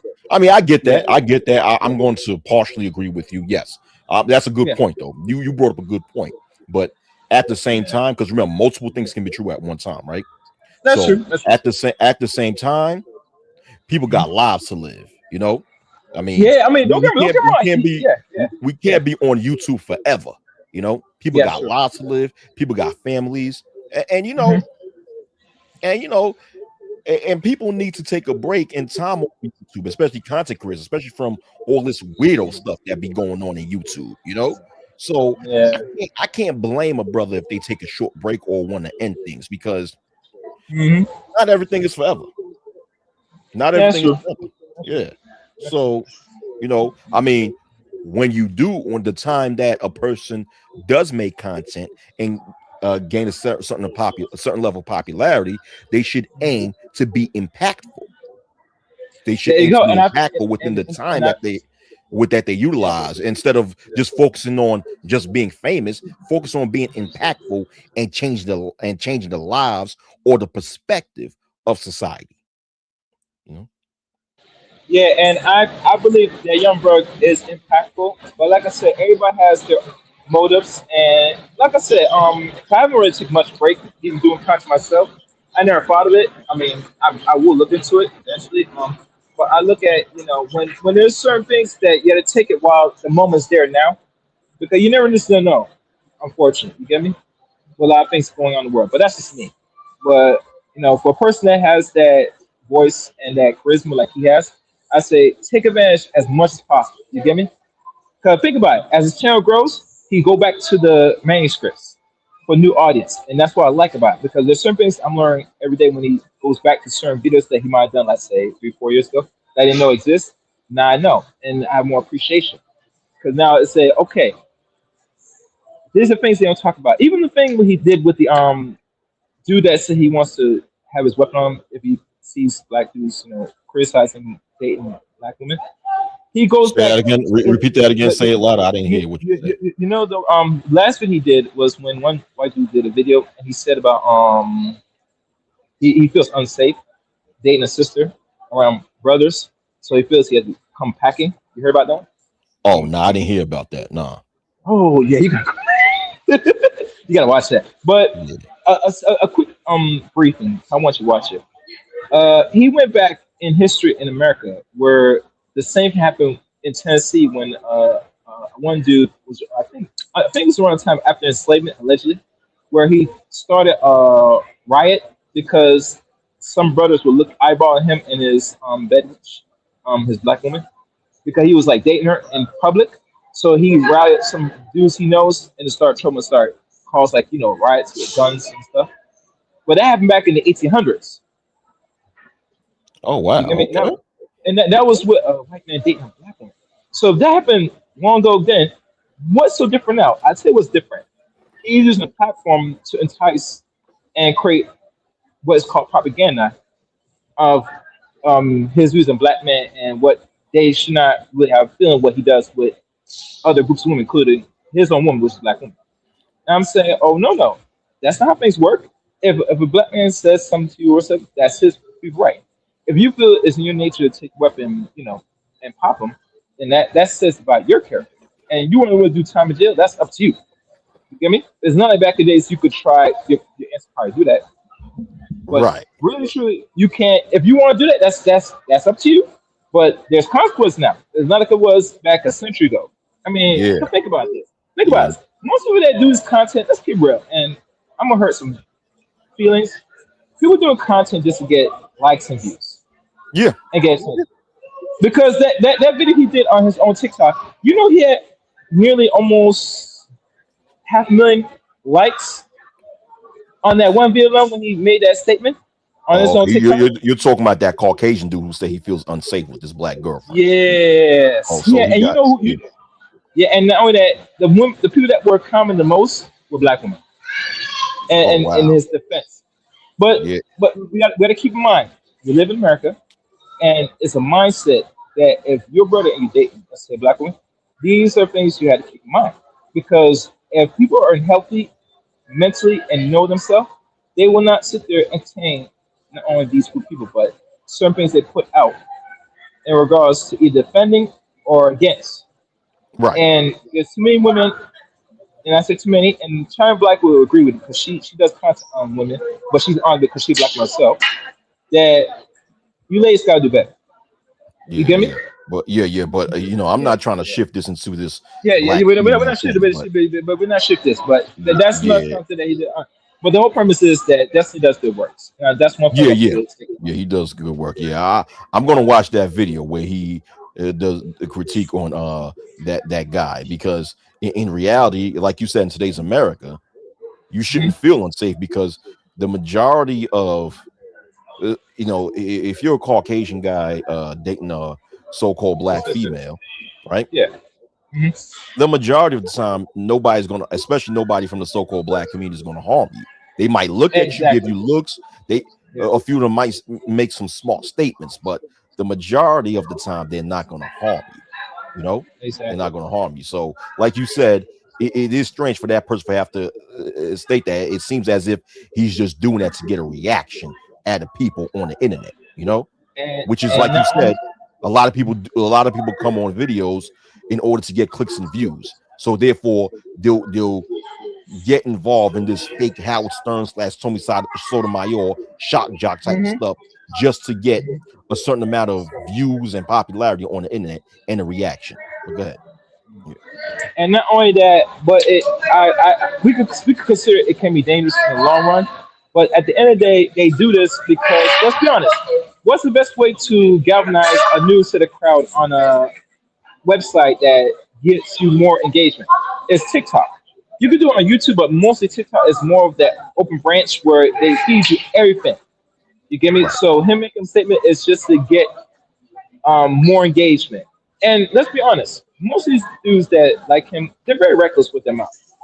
Let's be honest. So if it Yeah. gets them, they don't care the consequence of said action. So, but like I said, this is not a gender thing. I'm just going to bring this to people's attention to know saying Destiny covers a plethora of content. He don't do it much Right. because, like I said, he it's not he don't see the value. It's just he don't like be like most conquerors. If you're gonna be attacking black people from other backgrounds, what makes sense he continue the content, and this is how you feel. And I understand his feeling. But as me, as a man that's thinking more long term, if I gotta think about it, I always say there's always an end goal to everything we do. And if your message is just to open the minds and get whoever it is to have not only understand appreciate history, but to get them to to know themselves better, that would be more direction. But like I said, everybody moves differently when they decide to do content on social media. You get me? There's always a real end game what you're doing. And if you feel that one person's going to mess up with everybody else, keep that in mind. Said you got to stay within the goal. But like I said, everybody moves differently when they do content. I'm not judging, but I always look at it, say, I always take up the bigger picture. If I'm a man, watching this kind of content, but that's just my opinion. But I still respect man's work, and I hope he continues wherever he does. And don't let nobody stop him what he's doing because you're too important, you're too vital. When you do content, I just don't watch. I'm looking at how you articulate when you do this content. What are you saying? Can you back up what you're saying? And not only that, can you give him reference? He covers all those areas very well. You get me? And I say that right there, you're talented. If you can do this with under 25, 30-minute videos, or maybe close to 45, and you're able to galvanize attention with people are leaving comments and really watching your stuff, you got something. And that's the goal. To get people to sit there and not only hear you, but watch the content and have a critique analysis and understand what you're saying. And, Once you and get to that also, level, you're and perfect. also, hold on. Sorry to interrupt. Also, to add Yeah. on, and to get people to think. Get Bingo. people to think. And Get that's them the to that's think. that's the goal. Get The thing. get educate them. Educate Mhm. them. And for the people watching can actually utilize the information that they're receiving to help be effective and be better and make society better out in the real world. That should also apply to the end goal too when it comes to a brother like him. You know, And I think he's going to accomplish all that. So wherever he does and works he does, I still going to support him regardless, because it's needed. So, but I mentioned him because, like I said, these are only few countries I give more credence. That's right, doing real work that's really affecting the change. So, right, but right. it's Oh, what it most that is. you yeah. Let But me say something. you Let me go. say something too. Let me say something too. You you heard that Dennis Sperling a while back Mhm. sent a sentence to federal court attempted to sue him. Be, Yeah, I heard about that. I don't know if it went anywhere. To be honest with you, I heard nah, about he talks about it. it didn't go Yeah, anywhere, but I think he yeah. responded to Dennis to one of he made a video response to one of Dennis Sperling's videos and Yeah. debunk the nonsense that Dennis Sperling spits out that he Hmm. was spewing out. And as a Hmm. result, Dennis Sperling tried to sue him in federal court, which I think is Yeah, very stupid on the part of Dennis Sperling. yeah, What are you yeah. going to sue another content creator for responding to the things that you said as if you're not open to criticism? Like what the hell? Everybody, what okay, anybody who made content on YouTube Yeah. have this understanding or should have this understanding that whatever you put out there Hmm. can and will be open to a response and or Yeah. criticism by someone else. Hmm. And that's part of social media, right? You socializing. Yeah. That's part of Yeah. socializing. Yeah. how No. how could social media be social if you don't socialize? And one of the ways to Mhm. socialize with people is to give a response video to a video they put. How you going to sue someone for doing something that they naturally do? That's natural, or that should be natural here, which is Mhm. socializing, responding, critiquing, analyzing, which is saying. Yeah. That's so stupid on the part of Dennis Sperling, man. You know, Yeah. but it goes to show you people like him who run on this FBA bandwagon because he's a confused nigga too. You know, he doesn't even know if he want to be a rapper or a lawyer. I don't know, or a passport bro or an FBA advocate. He don't know what he want to be, but Yeah. it's so But stupid that, to do something like that to that young man. You know, yeah. I mean, I leave that alone at the end, but that's just me. But Wacky, I'm gonna step away. I think I hope in the time. This is a good reason. I appreciate you having me up here. Normally I don't do this often, but at times I caught a good day. Catch this content and all right, reason vibe on things that are really important. And really, I think at the end of the day, black people should get what's right those repair. I'm not sure how they're going to accomplish it, but I think that should be more focused goal than anything else. To sit there, waste time debating about people who's foreign that's talking bad about black people in America, yeah, it's not getting nowhere. I yeah, mean, I look at things. and Things have to be progressive. And really, just not progressive. In my opinion, this is just me. You're Haitian. I'm American, and it's not progressive if the city go I back and mean, forth fight. Yeah. yeah, I mean, like I said, there's a time and place to speak on the misunderstandings between so-called black Americans and so-called black immigrants. So I believe there's a time and place to have that. My issue is if a group of people say that they advocate for black Americans, then the majority of their conversations should be based upon repairing the issues Mm-hmm. that go on in Mm-hmm. black America. That should be the majority of the conversation. And you could leave and there's a certain there's a point in there's a time and place to have the diaspora war conversation, but the majority of the conversation should be about solutions for the people you claim to advocate for. But we don't see that as of right now. We see that the majority of what these FBAs are talking about is things pertaining to the diaspora war. You know, delineate. Yeah, Yeah. Yeah. but yeah, Yeah, but but but thanks for having me up, Wacky. I don't know if anybody else come up to have the conversation, but like I said, these conversations should be ongoing. Time will tell. But we'll right. talk again soon. All right, take care. You too. Thank you for coming on, man. Have a good day, man. You know. Peace. Peace. Yeah, you know. Soul provider, what's up? You know. Yeah, but man, yeah, man, yeah. It's just some thoughts I have in my mind. You know, no. And by the way, I'm going to tell you guys something, right? If you guys ever plan to go on a cruise, please avoid going to Royal Caribbean. Please avoid that. I'm telling you, you'll regret it. If you plan on ever going to a cruise, do not go to Royal Caribbean. That is a terrible company. They provide terrible service. You know, what's up? What's up? What's going on? Hey, what's good, Wacky? How you doing? What's up? What's up? Not a lot. Just got done with at a pool party, and just got back from it and all that stuff. Yeah. Yeah. But Okay. Okay. Cool. yeah.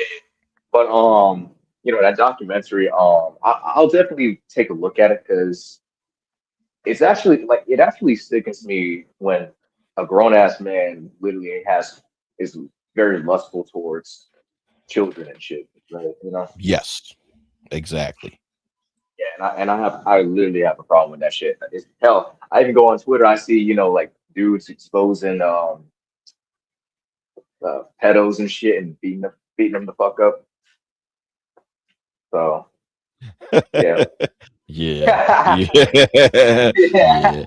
yeah, Yeah. They deserve something worse than an ass kicking. But but if you know what I mean, but yeah, but for the most part, they deserve to just be locked up underneath the prison, you know?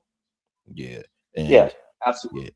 yeah. So watch the documentary, man. It's and you'll see it's like this, right? He's he should he should feel fortunate that within all these years that no one has ever taken him to court and indicted him for what he did, right? What he got caught doing. So so he got off of YouTube, never got arrested, never got indicted, never went to court, never been on trial. But then he gonna come up and do his documentary, thus thus snitching on himself, you know? Well, he already snitched on himself in the past, right? But he's snitching on himself some more. And he's refreshing people's memories when it comes to the sick stuff that he has done. Thus, now there's a whole documentary on the record with him admitting to the sick shit that he did. So all he's going to do is bring himself to prison, which is a good thing, you know. Yeah, and Yeah, once again, whenever you watch that documentary, you know, just understand that this is just a reflection upon a large population of people on YouTube, unfortunately, because there's a lot of sick people on here. You already know that there's a lot of sick people on here. What up, Tampa Supreme? What up? oh yeah, facts. And that's one of the main reasons why I stopped with this whole YouTube shit because people are sick and like a bunch of them are just they're losers, and I don't want to associate myself with them. And I just want to live my life out in the real world, which thank God that I'm doing. Because had I not, if I wasn't doing what I was doing right now, I would have still stayed on YouTube and I would have lost my shit. I'm just keeping it real with you. I feel you. Yeah, I feel you. Yeah, yeah. That's how you should be. Being productive means you have to separate yourself from unproductive individuals. You know, Right. unproductive individuals ruin your reputation, right? And not only that, but their weirdo ways will have a bad impact on you. And the reason why I say that is because us as human beings, we're like sponges, right? We absorb Right. everything that's around us. So Mhm. if you're around a group of unproductive people, in which, for the most part, unproductive individuals have this very low class state of mind, a lot of their bad habits will end up trickling up on you because once again, human beings, we're like sponges. We absorb everything that's around us. So we're going to absorb that. So that's why it's beneficial for productive people to stay the fuck away around unproductive people, even if these unproductive individuals are family members, you know, even that we have to stay the fuck away from them. Yeah, whether it's on Right. YouTube or in real life. Yeah, you know. Right. And like one of the biggest problems with social media is that like social media literally gave everybody like the opportunity to like talk as much shit as they like. And then, but when it comes to real life, like when they go out in real life, they don't even have any respect. And especially they don't even respect everybody else's boundaries. And you got like guys like, I'm not promoting people respectfully. I'm not promoting people. Yeah. I'm not, what's the word I'm looking for? I'm not trying to advertise people on your channel and all that stuff. So, Right. but yeah, like being the great, like dude was talking shit. He's literally, I think he's my height. He's just, yeah, he's the short guy, right? He was Hmm. talking shit about somebody's wife in front of him, and dude slapped the shit out of him. He slapped the dog shit out of him. Yeah, which he deserves. Why would you? Yeah, Why would you disrespect someone's wife, man? Why would you do that? Yeah, you deserve to get slapped. Shit. yeah, That and like literally after all that, like he went back to his limo, and his bouncer went to check up on him. And he said, "Bro, I got my fucking strap in the car. Like, bro, that don't mean shit." right, right, right. Wow. So he got slapped. He disrespected someone's wife. He got slapped.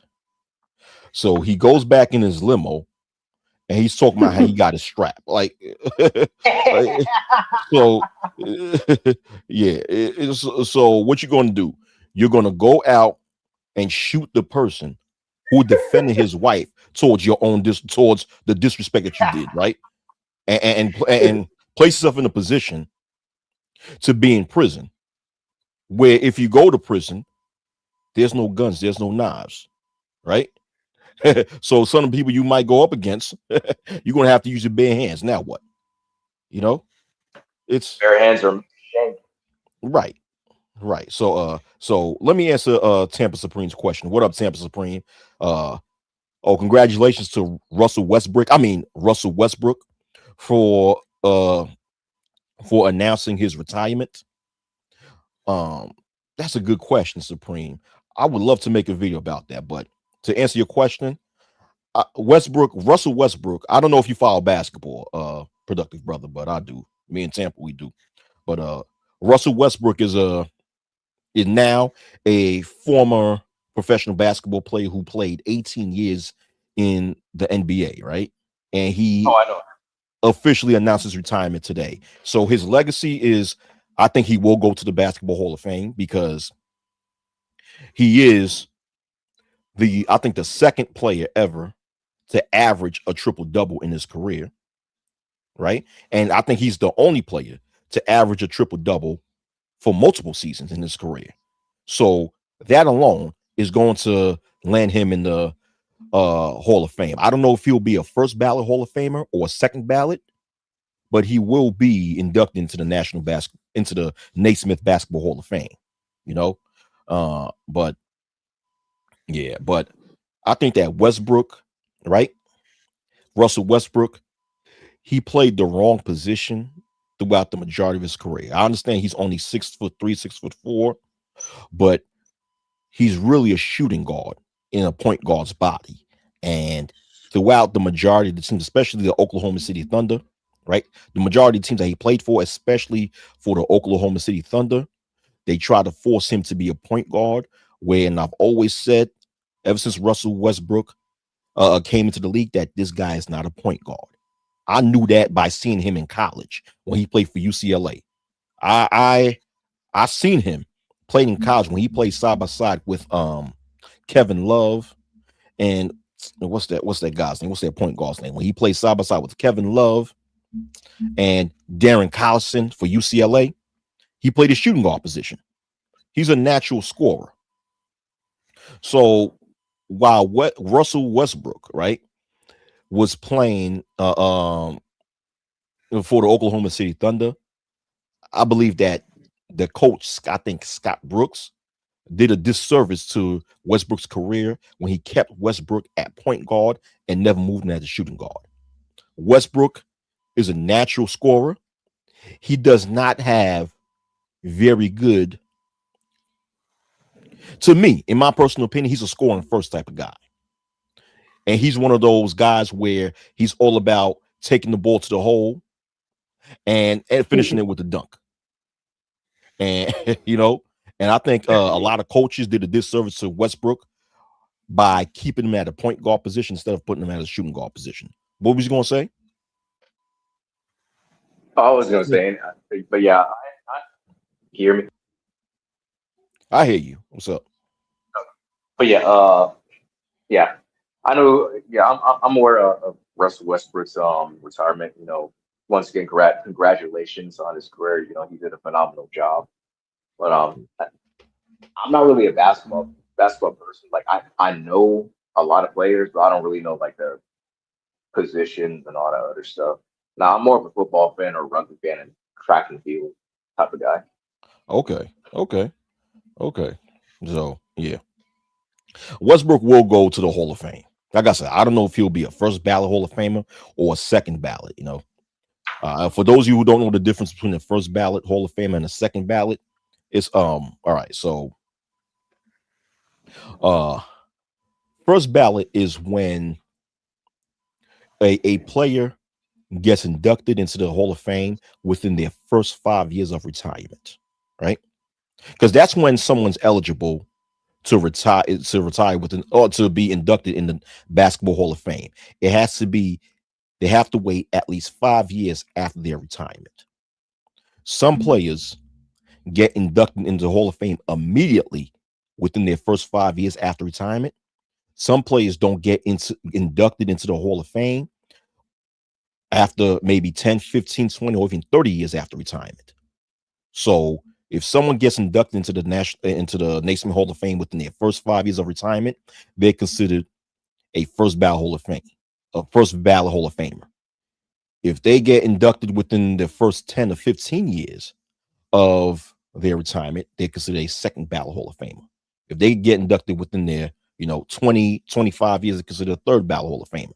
And usually the biggest superstars in the NBA, or some of the most impactful players within the NBA, usually get inducted into the Basketball Hall of Fame within their first 5 years of retirement, which is a first ballot Hall of Famer. So with Russell Westbrook, I don't know if it's going to take him within the first 5 or maybe 10 years before he gets inducted. Like, for example, like LeBron James, when he retired, he'll definitely be a first ballot Hall of Famer. He'll definitely be inducted into the Naismith Hall of Fame within his first 5 years of retirement. But yeah. Oh, what do I think about the Iran war? Well, it's an oil war. That's all. That's all. It's a unnecessary war that Trump is not even equipped for. You know what's so funny within the Iran war, Tampa, is that during the Obama administration, right? Obama, because what it is that, okay, around the Obama administration, I think his first administration, I think either his first or his second administration, I forgot, right? I think it's his first. There was this whole thing where Iran had nuclear plants and they was building nuclear arms, right? And America don't want anyone except for them and Israel and Great Britain to have nuclear arms, right? So yeah, around that time, around 2010, a lot of people felt threatened in America, felt threatened at the fact that Iran had nuclear plants and they was building nuclear arms, right?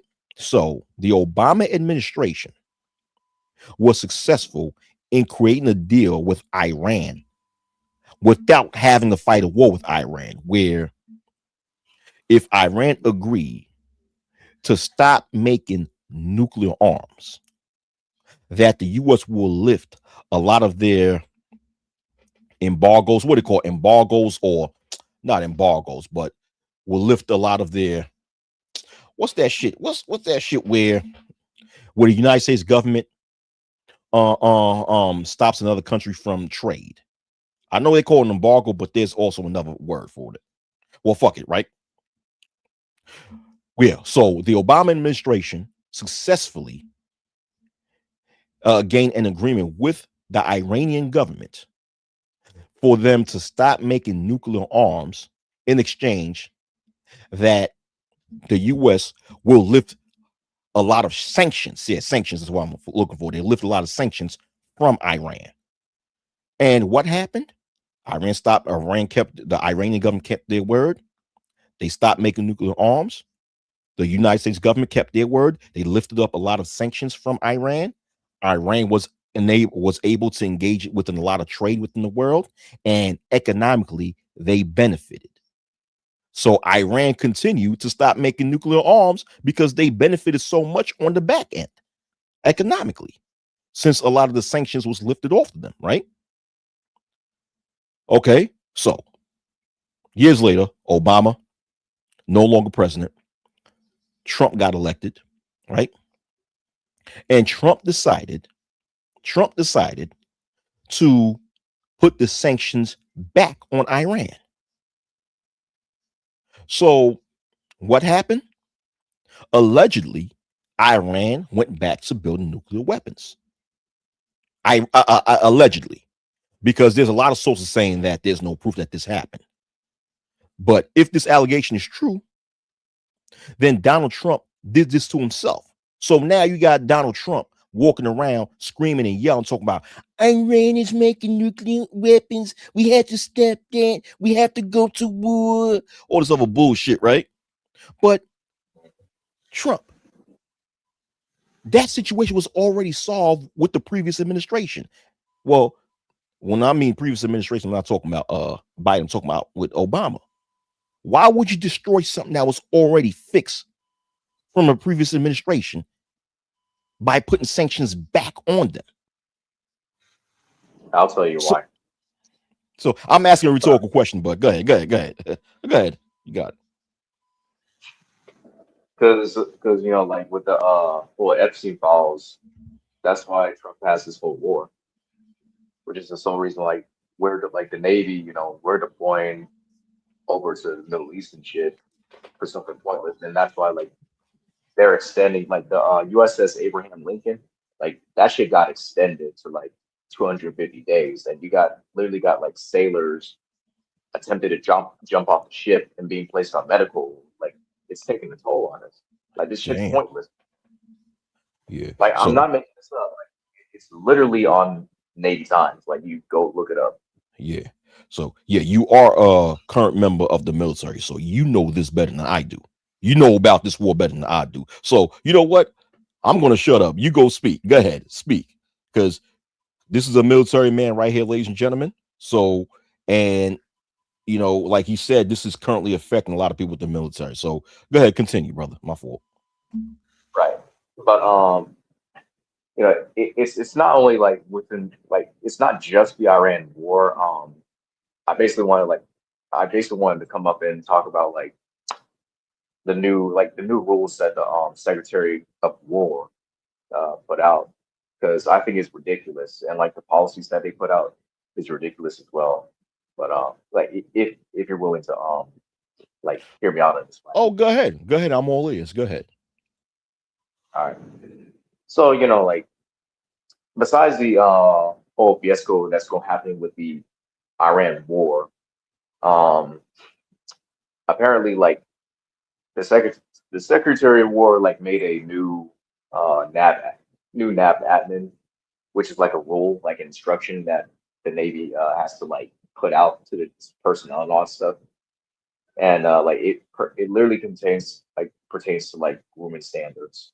So with the grooming standards, right? Like you know us black men, like when it comes to like shaving, like we got this pseudo philosophical or whatever it's called, the pseudo stuff, right? Like where the like basically our hair texture, right? Yeah, yeah, it's curly, and it literally like just curls around our skin and just irritates our skin, right? Yeah, So, with the shave bumps. Yeah, yeah. so tell me why they just now wanted to enforce this rule, like they want to make it so strict when they should have did that like years ago, which isn't making any sense. Because honestly, I think it's just another attempt of them trying to like get rid of trying to take black men out of the military. That's just my theory on it. Right, right. Hey, man, that theory could be true, but it's funny because a few months ago I was watching a program where a lot of now I think it was some news program. I think it was NBC or MSNBC News, where they reported that Trump fired a lot of blacks and Hispanics that was in high positions in the military, and he fired a lot of women also that was in high positions in the military and replaced them with mostly Caucasian males, right? So when it comes to your theory of this administration trying to reduce the number of so-called black people or minorities in general within the military, I would not be shocked if it's true, because the same reporter that was reporting on it came to that same conclusion. You get what I'm saying? So, Yeah, yeah, yeah. I know, so and like that's actually true. Like there were there were a few captains that were like black women, and they literally got denied be promoted to admirals for whatever reason, which didn't make any sense. They literally had all the qualities that they needed to have, but they just decided like, hey, we're not going to promote you for, and like they didn't really give them a valid reason of why. But the system is literally messed up, and like it's not just racism that we have to face. It's literally favoritism, because favoritism is it's actually one of the biggest problems that happens like in the military. Like during my last command, like it was a huge problem because you had a white girl, right? White, blue eyes and blonde hair and shit, and literally they will literally put her on a pedestal, and like she would do the bare minimum of work, while everybody else, was like put in the hard work and all that shit. But the problem is like when it comes to us colored folks, like we get shitted on way too easily, even though we put in the work. But then you got this little princess up there, like just sitting on her ass saying, "My back hurts." Like every time we go to PT, and she don't want to do shit with her life. But god damn. yeah, and hear this. Here's this, because this next part is gonna be really interesting. You got a bunch of thirsty ass niggas that be running a train on these white girls. And after that, she goes up to leadership and rats them out. And Oh after, shit. Word? yeah, Damn. yeah, yeah, dude, that's the truth. It really happens. You may not think it happens, but it happens. Like the military is just like the streets. Believe it or not, is just like the streets. And if you don't watch out, it's gonna get you fucked up for real. But that's why I never got into a relationship with any female in the military, because shit like that can get you fucked up. And I had a few of my friends go to rehab behind that shit, and that really sucks. But like on my last day when I transferred, I made sure to let her know, like, hey, quit snitching because that shit ain't cute. And I literally, and then she want to play dumb and like and ask me like, who did I snitch on? Like, bitch, don't act like you don't know what I'm talking about, because you do. Because literally, a lot of people, like half the command, is literally telling me that you snitched on it and that you ratted them out, and put their secrets out, start spreading rumors, because that could literally ruin somebody's life. Like it's really serious. And imagine how that's gonna take. It's literally gonna take a toll on their mental state. That Yeah. that shit is not. And Yeah, that's sorry. why, like, sorry. Nah, I just want to be real brief. I'm sorry, especially when it comes to being fired from the military, because that's a federal position, and if you're fired from a federal position, man, that could that could ruin your life in the future. You know, for the rest of your life, man. You know. Yeah, for real. And especially you got the E7s, like the Chiefs and above, like they meant to be messing around with them, seeing it. They'd be giving them special privileges and everything, especially setting them up for like sale of the quarter boards, even though they didn't do shit, which is questionable. Wow, that's crazy. That's crazy, man. That's crazy. That's crazy. But you know what? Yeah, what goes around comes around. All right, what goes around comes around. So, one of these days, she's gonna get her turn too. You know, she's gonna get her karma. It comes to everybody when you do dirt like that. But the smartest thing to do, and what you did, is don't shit where you eat at. You know, yes, sleeping Right, around with people that you work with, that's one of the worst things that you could do, because I've seen it happen. Like, I don't sleep around. I've never engaged in sleeping around with people that I work with. I kept that strong boundary. You know, I've been cool and friends, and even till this day, with people that I've worked with, whether they're current or former employees. But it stayed just like that, just a mutual friendship. That is it. We just cool. We buddies. We might speak on the phone. That's it. But when you sleep around with coworkers and stuff, that opened the doors to a lot of potentially bad things to happen to you. And you just point out one example of that. But go ahead. I'm sorry. Go ahead. right. And like that's the kind of shit that burns bridges because you don't want to burn bridges with anybody.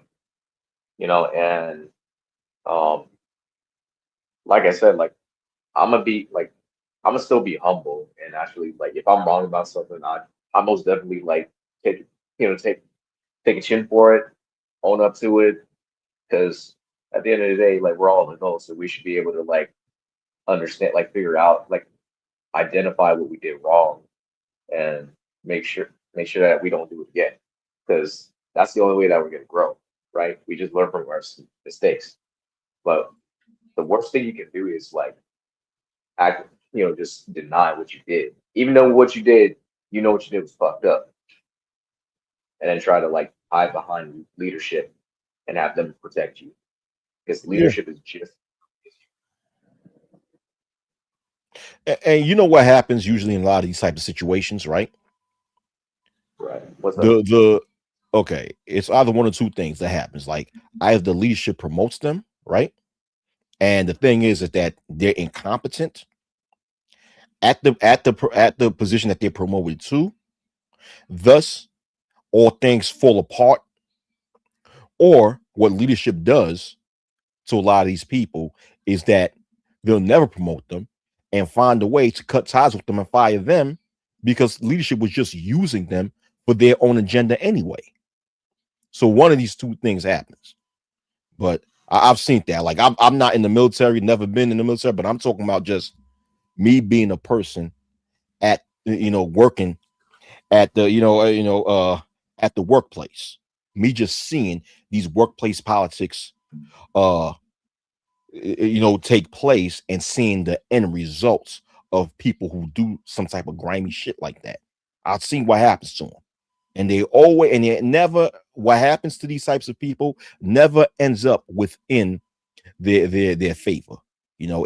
Karma might take a while for it to come, but it comes. And once it comes, it hurts deep. You, Yep, it yeah. sure will. Like karma, it basically just takes time. It takes time for karma to build up, and once the meter gets full, voila. Yeah. Yeah. So you're going to see what's going to happen to that lady. You know, like, yeah. Yeah. It takes time, but once the carpet is full, voila. Like you said it better than me. Yeah. So, yeah, man. I I've seen it happen. I've seen it happen for years. Yeah, I've seen it happen. Yeah. Yeah, man. So yeah, man. But productive brother, I do have to go. So I do have to bounce, you know. Yeah. So I've been on here for what, a little bit over 2 hours. Yeah, man. I gotta bounce, you know. I'm not, I can't be like these low life YouTubers that have like 10-hour live streams and shit. I can't do that shit, man. You know? Or yeah, or you know what, making 7 10 hour live streams about somebody that bitching about him and not gonna go on Street Beast to fight him and shit. I'm gonna catch a flight, nigga. Yeah, yeah. Yeah. I don't yeah. I don't understand how could someone make a live stream for 7 hours complaining about somebody. I don't understand that shit. That's almost an entire work shift, man. Shit. Yeah, you might as well do some overtime at your job. You know what I'm saying? Shit. If you got that much time in your hands, man, shit. You know? Yeah. I might, yeah, I can't. Yo, dude, I cannot be on a live stream for that long, man. I got to be, because just naturally, I just can't stay on the internet for a long time. I got stuff to do, and sometimes I just want my time to myself. Yeah. Yeah. What up, Brownsburg? I'm about to end this. I'm about to end this live stream. I've been on for a little bit over 2 hours, so I'm about to end this live stream. But we was talking about a whole bunch of topics. Yeah. But all right, productive brother. Oh, good. All right, productive brother. Do you have any final statements before we leave? Yeah, just a couple. Yeah, Burbrain, you literally came in late, bro. I don't know what you were doing with your New York ass, but respectfully. But I'm still cool with you, Brownsburg. Shout out to you. But the other thing, when it comes to like work and all that other stuff, like don't get involved with the bullshit. Just be you. Do what you're supposed to do. Be where you're supposed to be, and it'll all be easy for you. Yes. Yes, I agree. Definitely agree. Good words. Yep. Come in when you're supposed to come in, do what you're supposed to do, leave when you're supposed to leave. That is it. That is it. Yeah. And when you do that, you decrease your chances of getting to any bullshit, you know. You know. But all right, y'all. All right, y'all. Thank you for the people that came on, Chaos Rain, Productive Brother, and thank you for, shout out to all the people in the chat and shout out to those who's going to watch the replay. All right. So peace out. Peace.